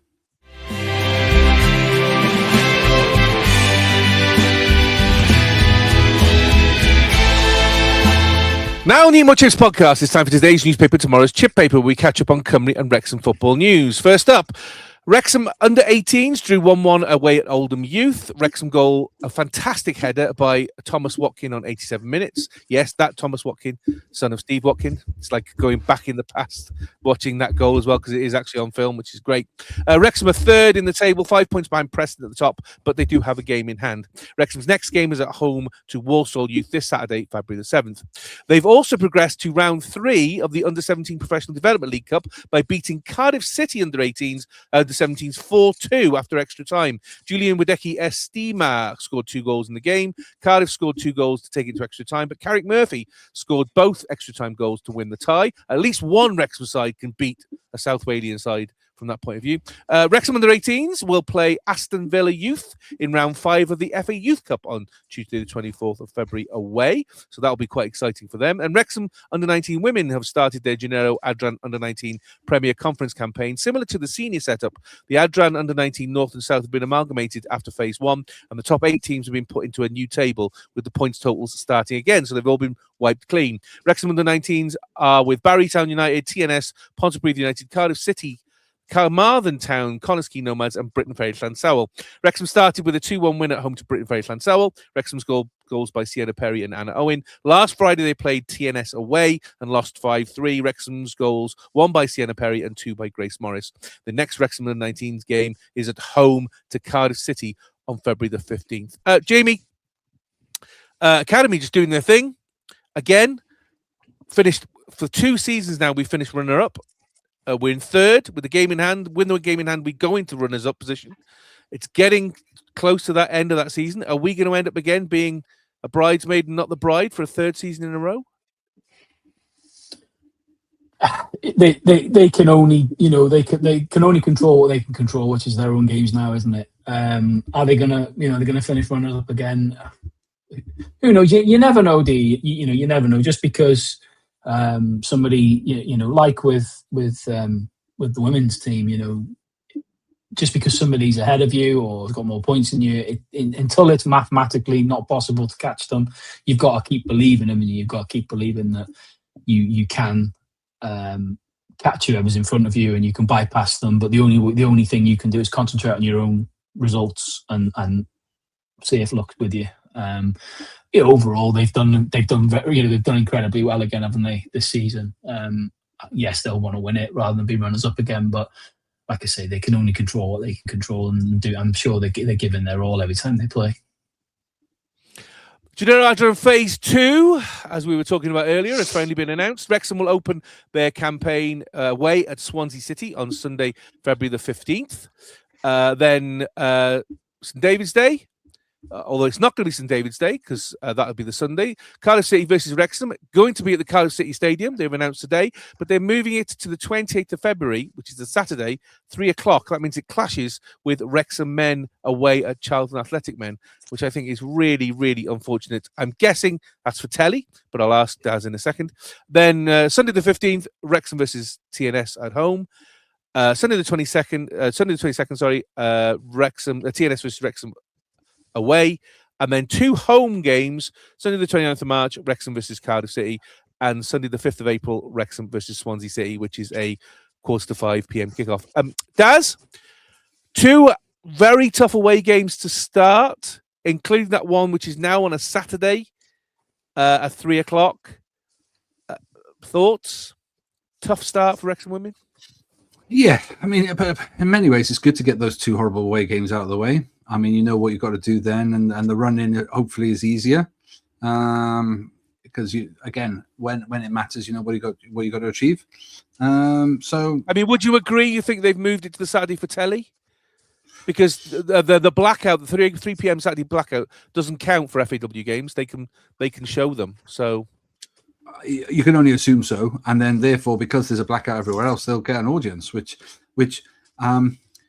you can call it cynical, but anything that raises the profile of the women's game, is it a bad thing?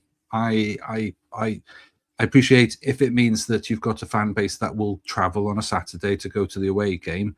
Is it the same fan base? I don't know. You guys may know better than that, but I've got to make a choice because I've got a ticket for Charlton. Yeah.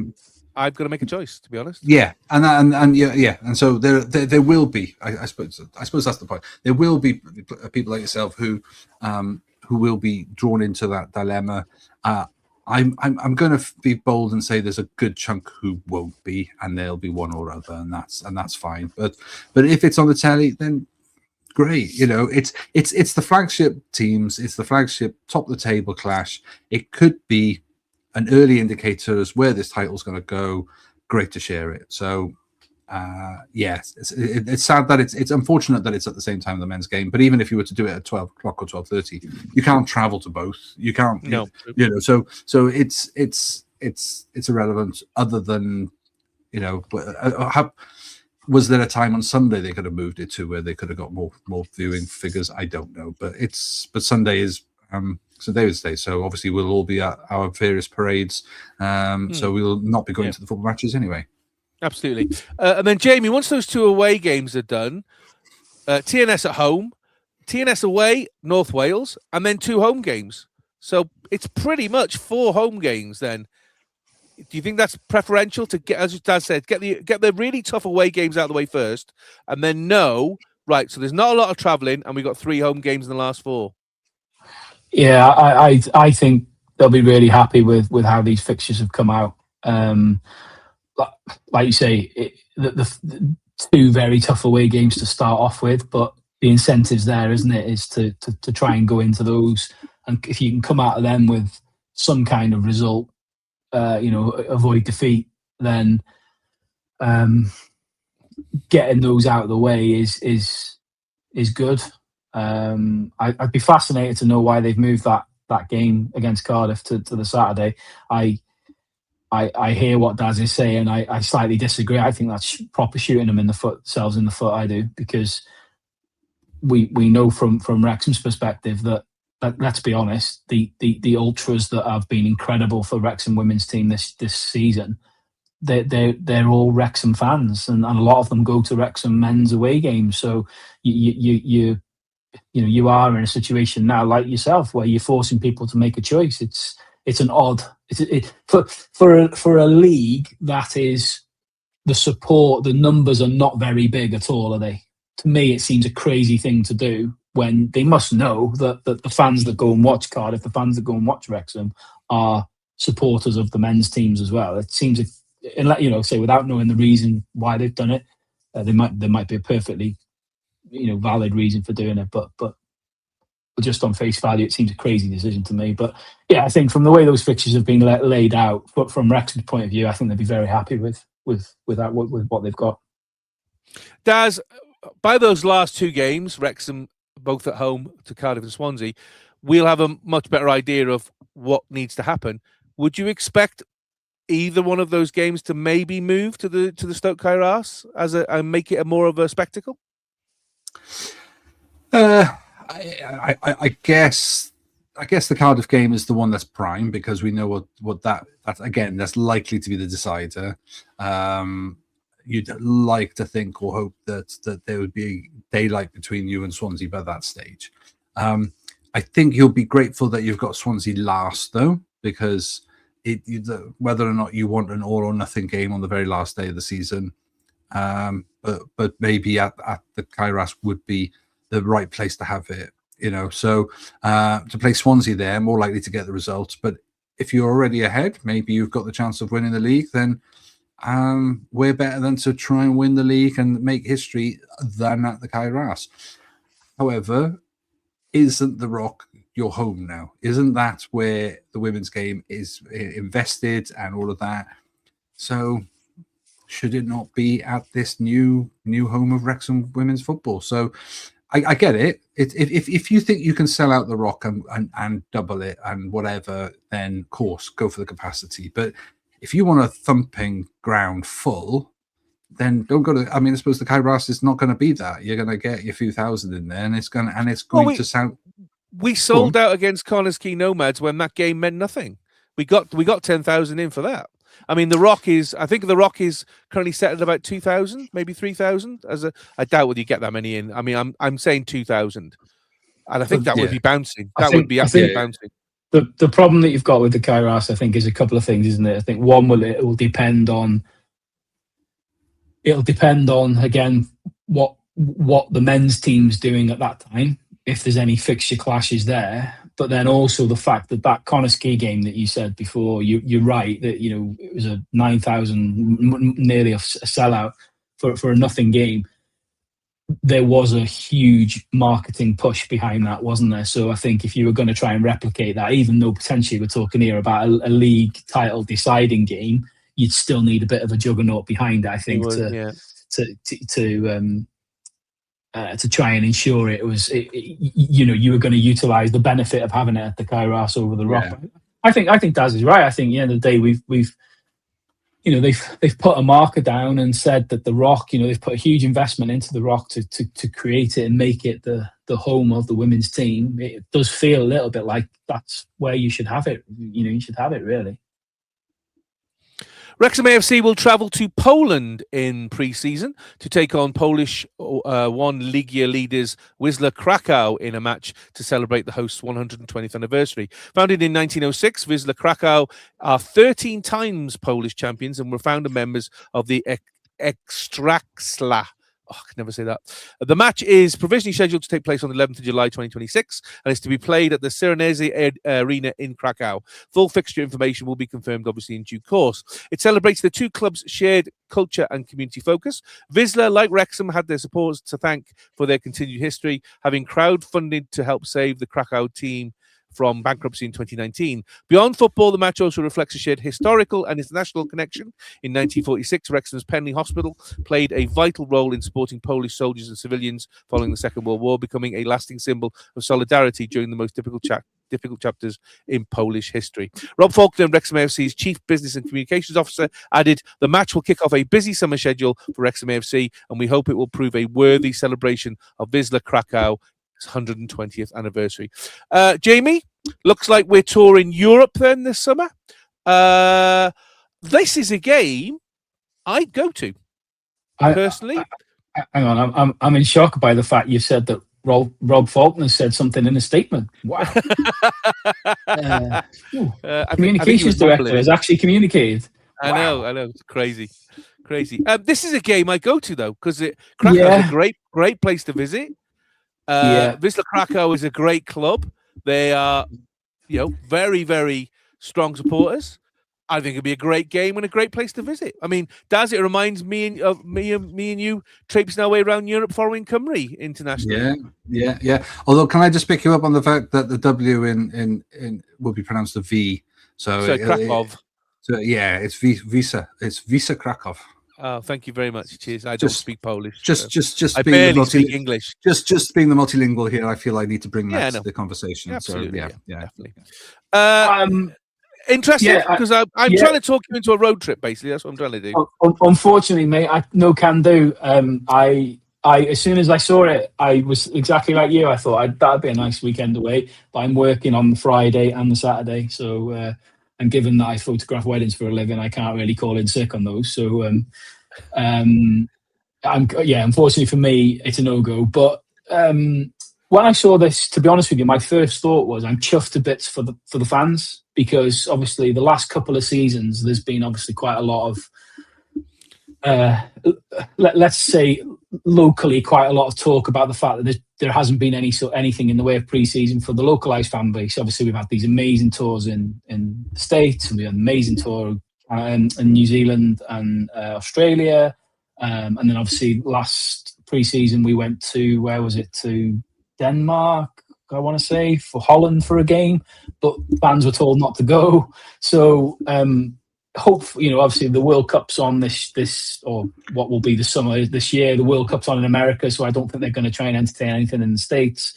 So if there is some fixtures in and around Europe, I think that'll be cool for like the localized fan base to be able to go to see Wrexham. I mean, this would be incredible, wouldn't it? I mean, their stadium, I think, is like 30,000 capacity, so it's a big old stadium.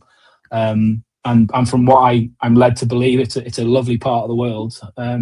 Cheap beer and in the summer. What more do you want? I just don't think he'll be available, because won't we be in Canada, Mexico, America, watching a quarterfinal somewhere? We'll be taking on Switzerland in Seattle or San Francisco, or wherever it is. Yeah, definitely. You beautiful optimists. Unfortunately, it's unfortunately not something I can do, but I already know of a lot of Wrexham fans who straight away have gone on and booked hotel rooms and plane tickets and things before obviously they get astronomically expensive, because there's no doubt they will. But no, hopefully this will be one of a few that are announced for pre-season. hopefully there'll be a few more in and around Europe this year. It'll be cool. Yeah, just one to look forward to. As part of the Football Association of Wales's 150th anniversary celebrations, a new mural has been unveiled in Wrexham, marking Welsh football history and the launch of the Adidas Cymru 150th anniversary jersey. Located opposite the site at the how do you say museum, Daz, in Welsh? Amgueddfa. Thank you very much. Amgueddfa Beldroed Cymru, the Welsh Football Museum, in the heart of the birthplace of Welsh football. The mural has been created as a cultural landmark to reflect the FAW's 150-year journey and the iconic Cymru shirt. The mural was designed by artist Visually Speaking and painted by graffiti artists from the cultural organisation Avant Cymru, and represents the Cymru shirt being central to the DNA of Welsh football. The design begins with the iconic dragon tail. It's a powerful symbol of Wales and transforming into a DNA helix formed from patterns of historic Cymru kits.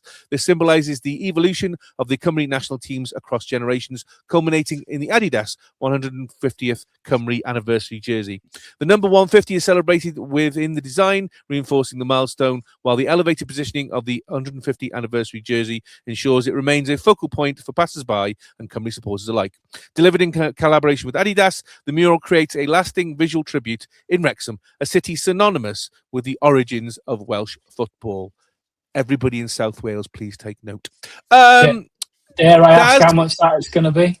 I don't know. What do you think of the jersey first, Daz? 150th jersey. Yeah, no, I like. I mean, obviously, it's you can't mess about with it too much. I mean, ultimately, as a nod to the original, the framing of it, obviously, it has to be what it is. I quite like the subtle red Adidas logo on the red background. So it's obviously they're doing their part. It's their shirt, so you've got to give them credit, but they're not flaunting it within what is a classic design. And so I think that's a really clever and subtle move. I quite like it. It looks bloody good on Wrexham's Harry Wilson there. And I just wondered, is it only going to be in a long sleeve version? I would imagine so, because surely because they do, don't they? So a men's red 150th jersey, Jamie, what do you think from Adidas Direct? Oh, it's got to be about 75, isn't it? I was going to say 80 quid. £90 plus delivery. You see, I'm not a huge fan of it. It looks like a rugby shirt to me. It just looks like an old school rugby shirt.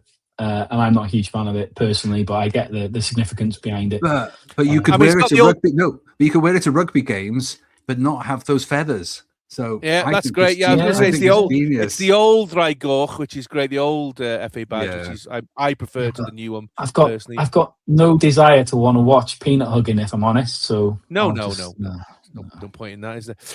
Daz, so that's great with the shirt. Jamie, sorry.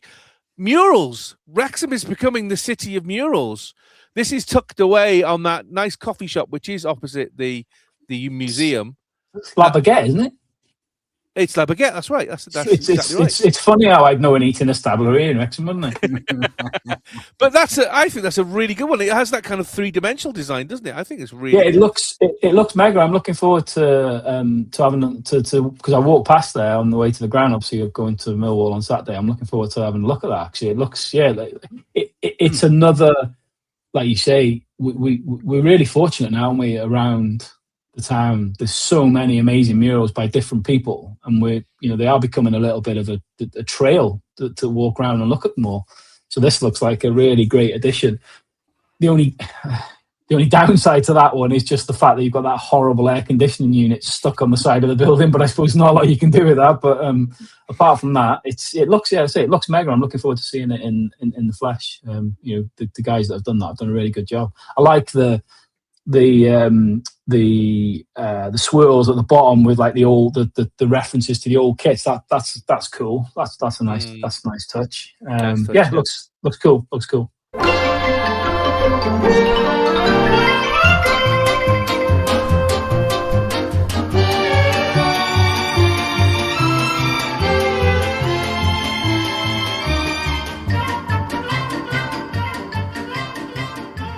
I don't know about you, but I need a lovely golden hot snack that goes really well with chronic heart disease. Yes, it's the chip shop. Daz and Jamie are standing by with a massive vat of love gravy. So here we go. Let's look at last week's predictions, and there's no change. Jamie, Daz, and I all predicted a Wrexham win, but we were far too optimistic that Wrexham would score more than one goal. So they won, but we all got a point for that. And then again, we all predicted that Wrexham would win, and we were all too generous. Actually, Wrexham scored more goals than we expected. So again, no bullseyes. We all get 1 point. So we all move up the same. Jamie's in the lead still on 44. Daz is 9 points behind 35, and I'm 2 points behind Daz on 33. Still all to play for. I'm going to say that every week now. Still all to play for. So first is the Friday tonight. It's Millwall. Millwall? Yes, grab your body armour. It's time. Here come the Bushwackers. Saturday, 7th of February, at the Stoke Kairas. Kick-off at 3:01 p.m. GMT. Don't forget to mark the Every Second Counts campaign that we talked about last week. Wrexham meet Millwall. Last time we went to the Den, 30th of August, in fact, last year. 2-0 win by Wrexham, goals by Kiefer Moore and Lewis O'Brien in the 18th minute of stoppage time due to a really serious injury to Danny Ward, which saw him sidelined for the season so far.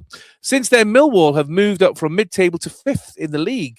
Played some really, really good football. 14 wins, 8 draws, 8 losses, goal difference of +1 and 50 points. 3 points now ahead of Wrexham, who are 1 place behind them in 6th. Their last 5 league results: a 2-1 win at home to Swansea City, a 2-0 win away at Watford, a 2-1 loss away at Coventry City, a 4-0 win at home to Charlton Athletic, and a 1-1 draw at home to Sheffield United. And the chips are done. So looking forward to this one. Last time Millwall came to the Stoke Kairas, they broke in through the turnstiles. Yeah, but because basically they couldn't get it. They didn't have tickets and they couldn't get in. I'm hoping nothing like that happens again. Just to remind us, so everybody who's going, 7th minute, everybody's been asked to do an applause for Rupert's Rainbow. That's 7-month-old Rupert, who has got a really, really rare medical condition, and his parents and supporters are all trying to raise £1.5 million, basically because it's so rare. It's like a 1 in a million condition that he has, that the only treatment you can get is in America. It's very specialist, so they're trying to raise £1.5 million. They've asked everybody in the ground to applaud at 7 minutes, which I know the ground will, because that's what they do. If you do want to give, just Google Rupert's Rainbow, go into his Just Giving page. They're currently up to £114,000. Let's try and get the Rupert the money he needs from that point of view. And obviously, if you're at the ground on Saturday, definitely applaud on 7 minutes. Jamie, this is a tough one. This is going to be a tough one. Millwall have played really, really well since we met them. I was quite surprised we beat them, to be honest, because the Dell is quite a difficult place to go. They've made some very, very good signings this January window. They've really bolstered their squad. Big test for you, this one? Very. Like you say, I think they're where they are in the league on merit. They've been really good this year. Let's be brutally honest. We were very lucky to win when we played them at their place. They battered us for the majority of that game and just couldn't score. But at the end of the day, we've managed to come away with the 3 points, all that matters. But I think that will still sting a little bit from their perspective. But the bottom line is they're a very difficult team to play against. They've got some very, very good players. Personally, I think they've probably had the best January transfer window of any championship team. I think if you look at the players they've brought in, real quality additions at this level. And I think it's going to be a very difficult game for us. I think, I'm hoping, or I'm leaning into what I said earlier about the fact that this season we seem to have quite a good record against the teams that are in and around us or above us. We've struggled more against the teams at the bottom end. So I'm hoping that'll continue. But yeah, another, every week it's the same, isn't it? But another fascinating game to see how we can fare against a very, very well-established Championship and a very good Championship side. And yeah, interesting one. That's the last team we came up against at home, which was on the rise, was Norwich, and they beat us. Yes, we played Leicester, but Leicester not long after that we played them. That was a draw, and we gave that away really. And then they lost their manager, so they've not been very, very good from that point of view. And then obviously, QPR was away. So home wise, we're still the fortress, but Millwall, as we've just said, tough side to take on. Yeah, but I suppose Millwall, have not had that many wins in the last few games, though. They're not. They had a period of success, but I think they've plattered out a bit. From what I can see. So, is this the time to invite them to the Kairos and stuff? But I think that the challenge for Wrexham is that they are a bit of a Jekyll and Hyde. What was the stat I read yesterday? Something about number one team for dropping points from winning positions in the Championship is Wrexham, and the third best for gaining points from losing positions. So the swingometer of Wrexham is vast. It's just we're nothing if not consistently inconsistent, is what you're saying. Exactly. Yeah.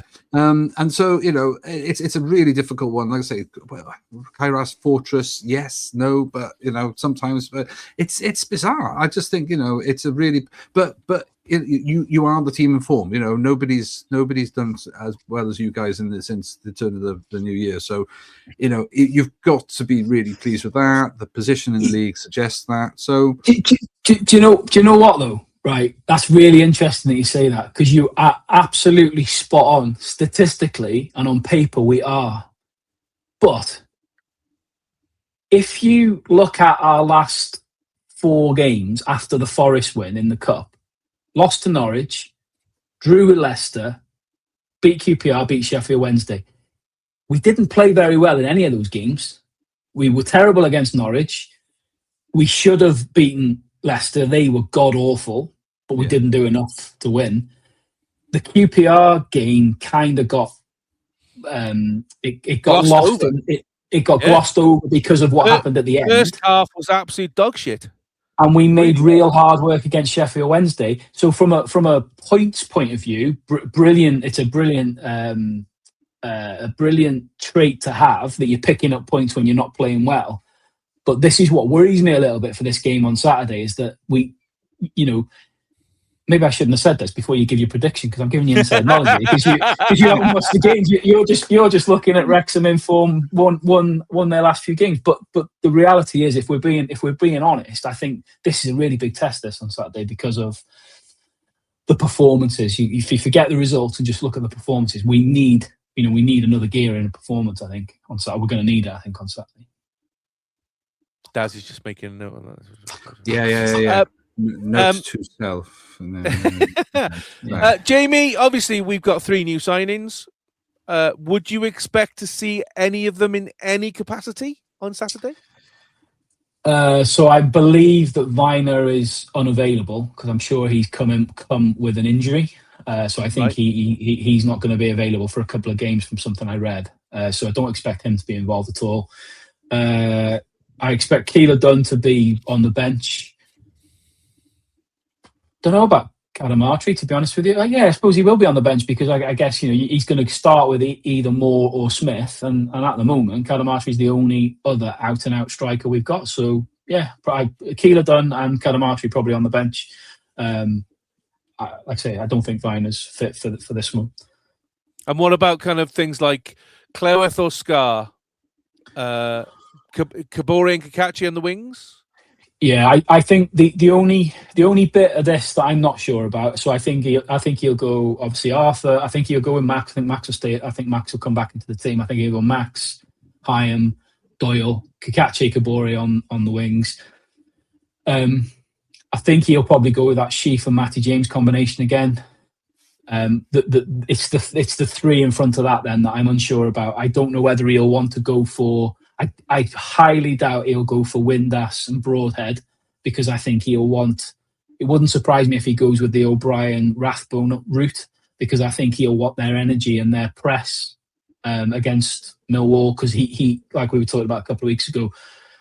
The plus side to those two is, whilst they might not be as creative offensively as Windass and Broadhead, they are still a huge threat going forward. But what they will give you is they'll give you coverage coming back, which I think we're going to need. So I'm not 100% sure, but my gut feeling is I think he'll go with Rathbone and O'Brien. And again, I just Smith scored again. He started against Sheffield Wednesday. He scored. I just find it. I find it hard to see how you can not start him. But then again, he might want to go with the physicality of the Moore brings. You know, that's what you're going to get from Kiefer Moore, aren't you? So it's the front three. That's the bit I'm a little bit unsure about, but everything behind that is kind of what I expect. So it's time for the salt, vinegar and sauce call. Jamie, what's your score prediction for Wrexham versus Millwall? Well, it's either I'm so conflicted on this one.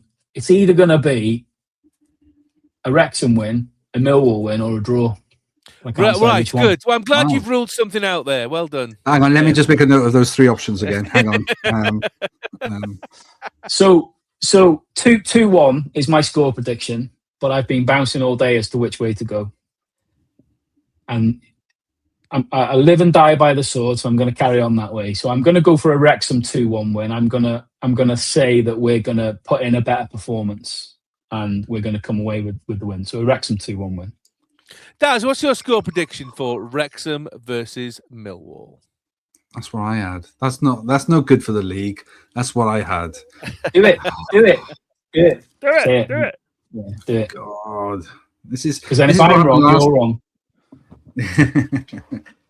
You know, because I do think it's a 2-1 Wrexham. I have more faith in Wrexham than you do, so you know that's weird. I just for the spirit of the league, I have to go for something different. Otherwise, let's go for a 1-1 draw. Wowzers. And I'm predicting Wrexham 1, Millwall 2. I think this is going to be a slip-up. I started this podcast calling you a rat, and I'm going to finish it. You rat. I honestly think Millwall are going to come and upset. As Jamie rightly pointed out, the Norwich came, and Millwall are better than Norwich. And they schooled us. I think this is going to be the same for me. I can't see a draw, to be honest with you, because I think Millwall have got too much, and they will. You know, if you look at their fans on social media and you look at the what's coming out, try not to. Yeah, very wise. They are super confident. You know, they're saying this is our year.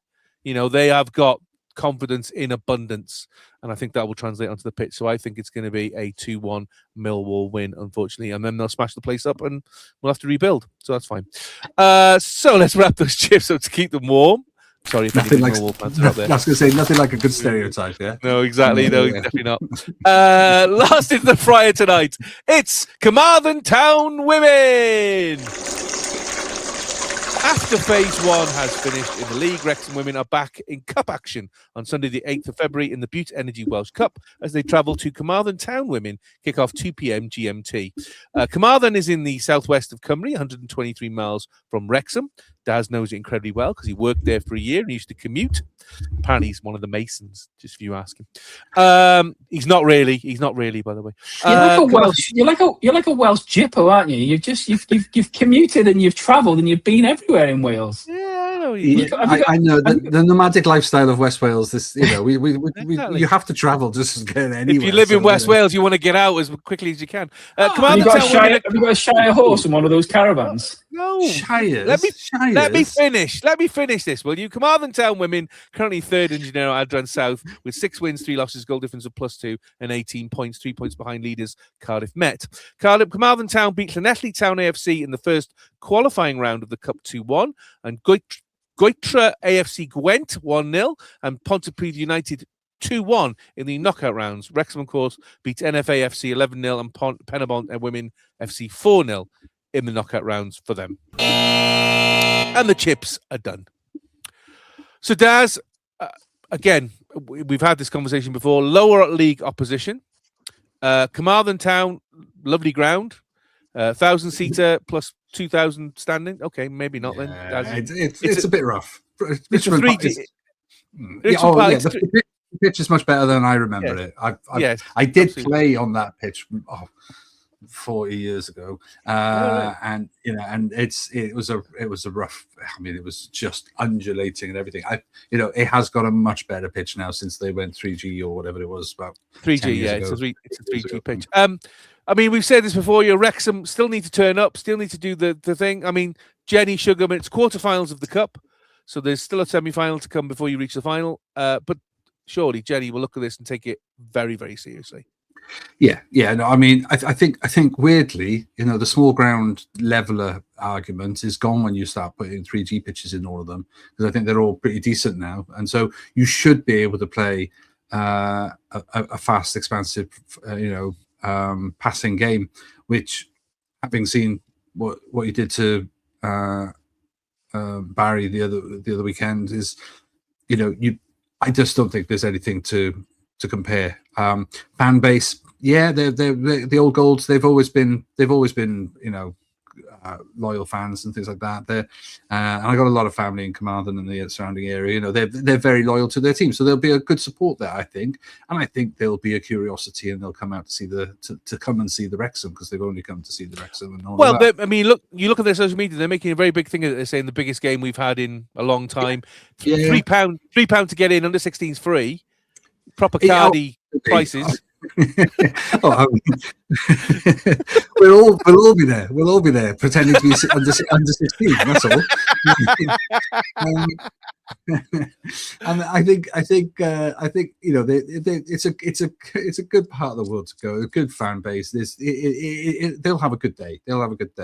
But I just think, having seen what Wrexham have done in recent games, assuming they play their first team or a decent team, you haven't got the squad depth to really mess about with it. So it feels a safer prediction than the most, because to say it's not going to be a rough, wet and windy sort of horrible ground in the winter, because that's FAW's incentive was to upgrade pitches, and it's a decent pitch, and other clubs have played it. I mean, Haverfordwest have been playing their games. I think, is it Haverfordwest? Somebody's having their ground done, or there's a problem with the ground or something like that. So I think Haverfordwest have been playing their games at that pitch.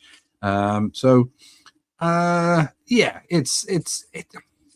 don't think it should be a concern. I don't think, compared to some of the other ties in this round, you've got your sort of like Cardiff City playing the New Saints. That's going to be a little bit more of a tussle, but this feels like a safer route to the next round. Jamie, as Daz said, we can't really mess about too much, but would you expect a certain amount of rotation from Jenny Sugarman? Small amount, like we've seen, and we've had this conversation in previous rounds earlier in the season, and I think, like we said at the time there, he's fortunate, or we're fortunate that we have got a better, much better squad than a lot. So she can make some changes, but it's not wholesale changes. It's not like 10 changes where it'll be, 10 under 19s coming in, because she hasn't got that luxury. She hasn't got the size of squad to be able to do that. But I can see, 3, 4, 5 changes maybe, but the overall quality shouldn't dip too much, because those players that are going to come in, I mean, for example, you'd expect Maz Mahmood to probably get a start because she's been on the bench for the last few games. Well, that's hardly a downgrade, is it?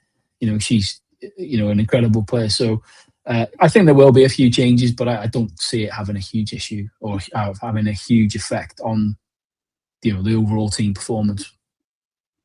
So time for the salt, vinegar and sauce score. Daz, what's your score prediction for Carmarthen Town Women versus Wrexham Women? Yeah, I don't know. I mean, my gut feeling is to say something like 4-0 again, because that's got to come off at some point, right? But Carmarthen came back. They were 3-0 down at last weekend and pulled the biggest comeback in the Genera Adrian South. So they've got some potential. They've got firepower, but I just think just think Wrexham are just going to be far more solid than pure Swansea. So, right, I think they're going to be dogged. I think Carmarthen are going to be dogged. I think you're going to be okay. So let's go for a 5-1 to Wrexham, obviously. Wrexham win. Yeah. Jim, what's your score prediction for Carmarthen Town Women versus Wrexham Women? What did you say in your bullshit at the start? So these are in the Advance South? Yes. Yeah. They're third in the Advance, which is one league below the Premier, and they're third, yeah. Three points off the top, I think. Because Cardiff Met are the favourites to come back up, and they're top at the moment, I think. I mean, they'll go to the playoffs, obviously, but it looks like against Connah's Nomads, it'll be that usual North versus South, and it'll be for Cardiff Met then to beat Connah's Nomads to get into the Premier. So what did you say, 5-1? I did, That's it, 5-1, yeah. Oh, I'll go 6-1 then, Wrexham. Fantastic. And I'm predicting Carmarthen Town 0, Wrexham 6, I think. Having watched what I watched on Sunday versus Barry, I can't see this being difficult for Wrexham, even if Carmarthen do go out all guns blazing. And as Daz said, they're very, they do have a resilience in them. I just think over 90 minutes, I think we would get them pegged. So I think that would be a win and on to the semi-final for Wrexham. You say 6-0 or 6-1? 6-0. 6-0. 6-0, yeah. 6-0. So let's wrap those chips up to keep them warm. And we'll be reviewing both these games in next week's pod. So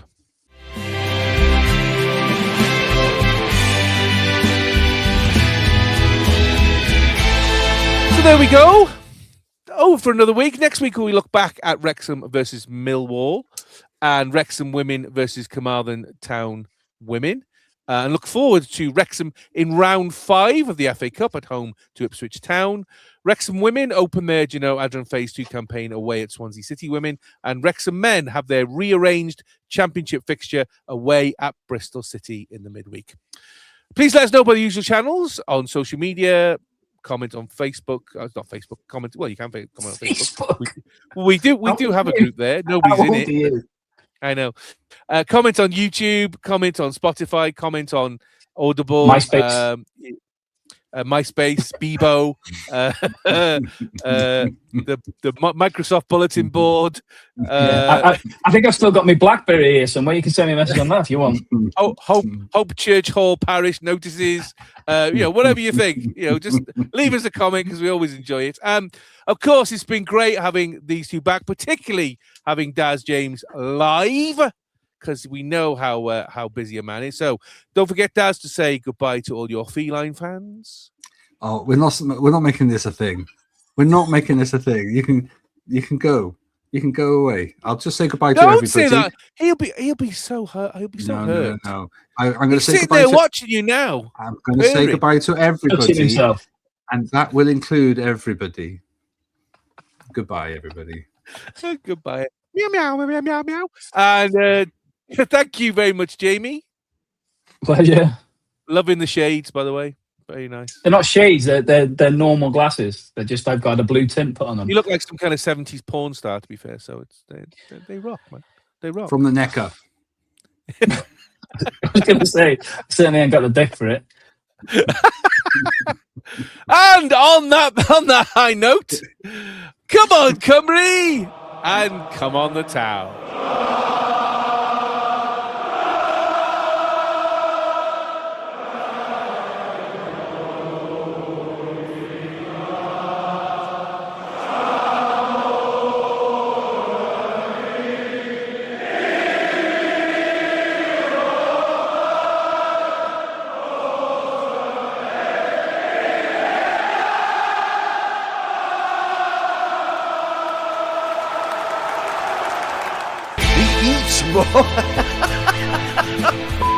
Clinton, 1-0.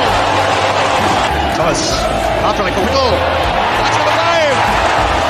Plays it through to Bellamy. Craig Bellamy. It's 2-1 Wales. Craig Bellamy. Tony Hughes for Wrexham into the lead. And that's it! Wrexham are champions! Wrexham are champions!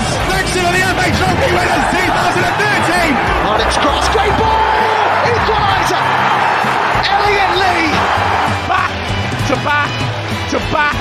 emotions. Can you believe it? The Eat More Chips Podcast.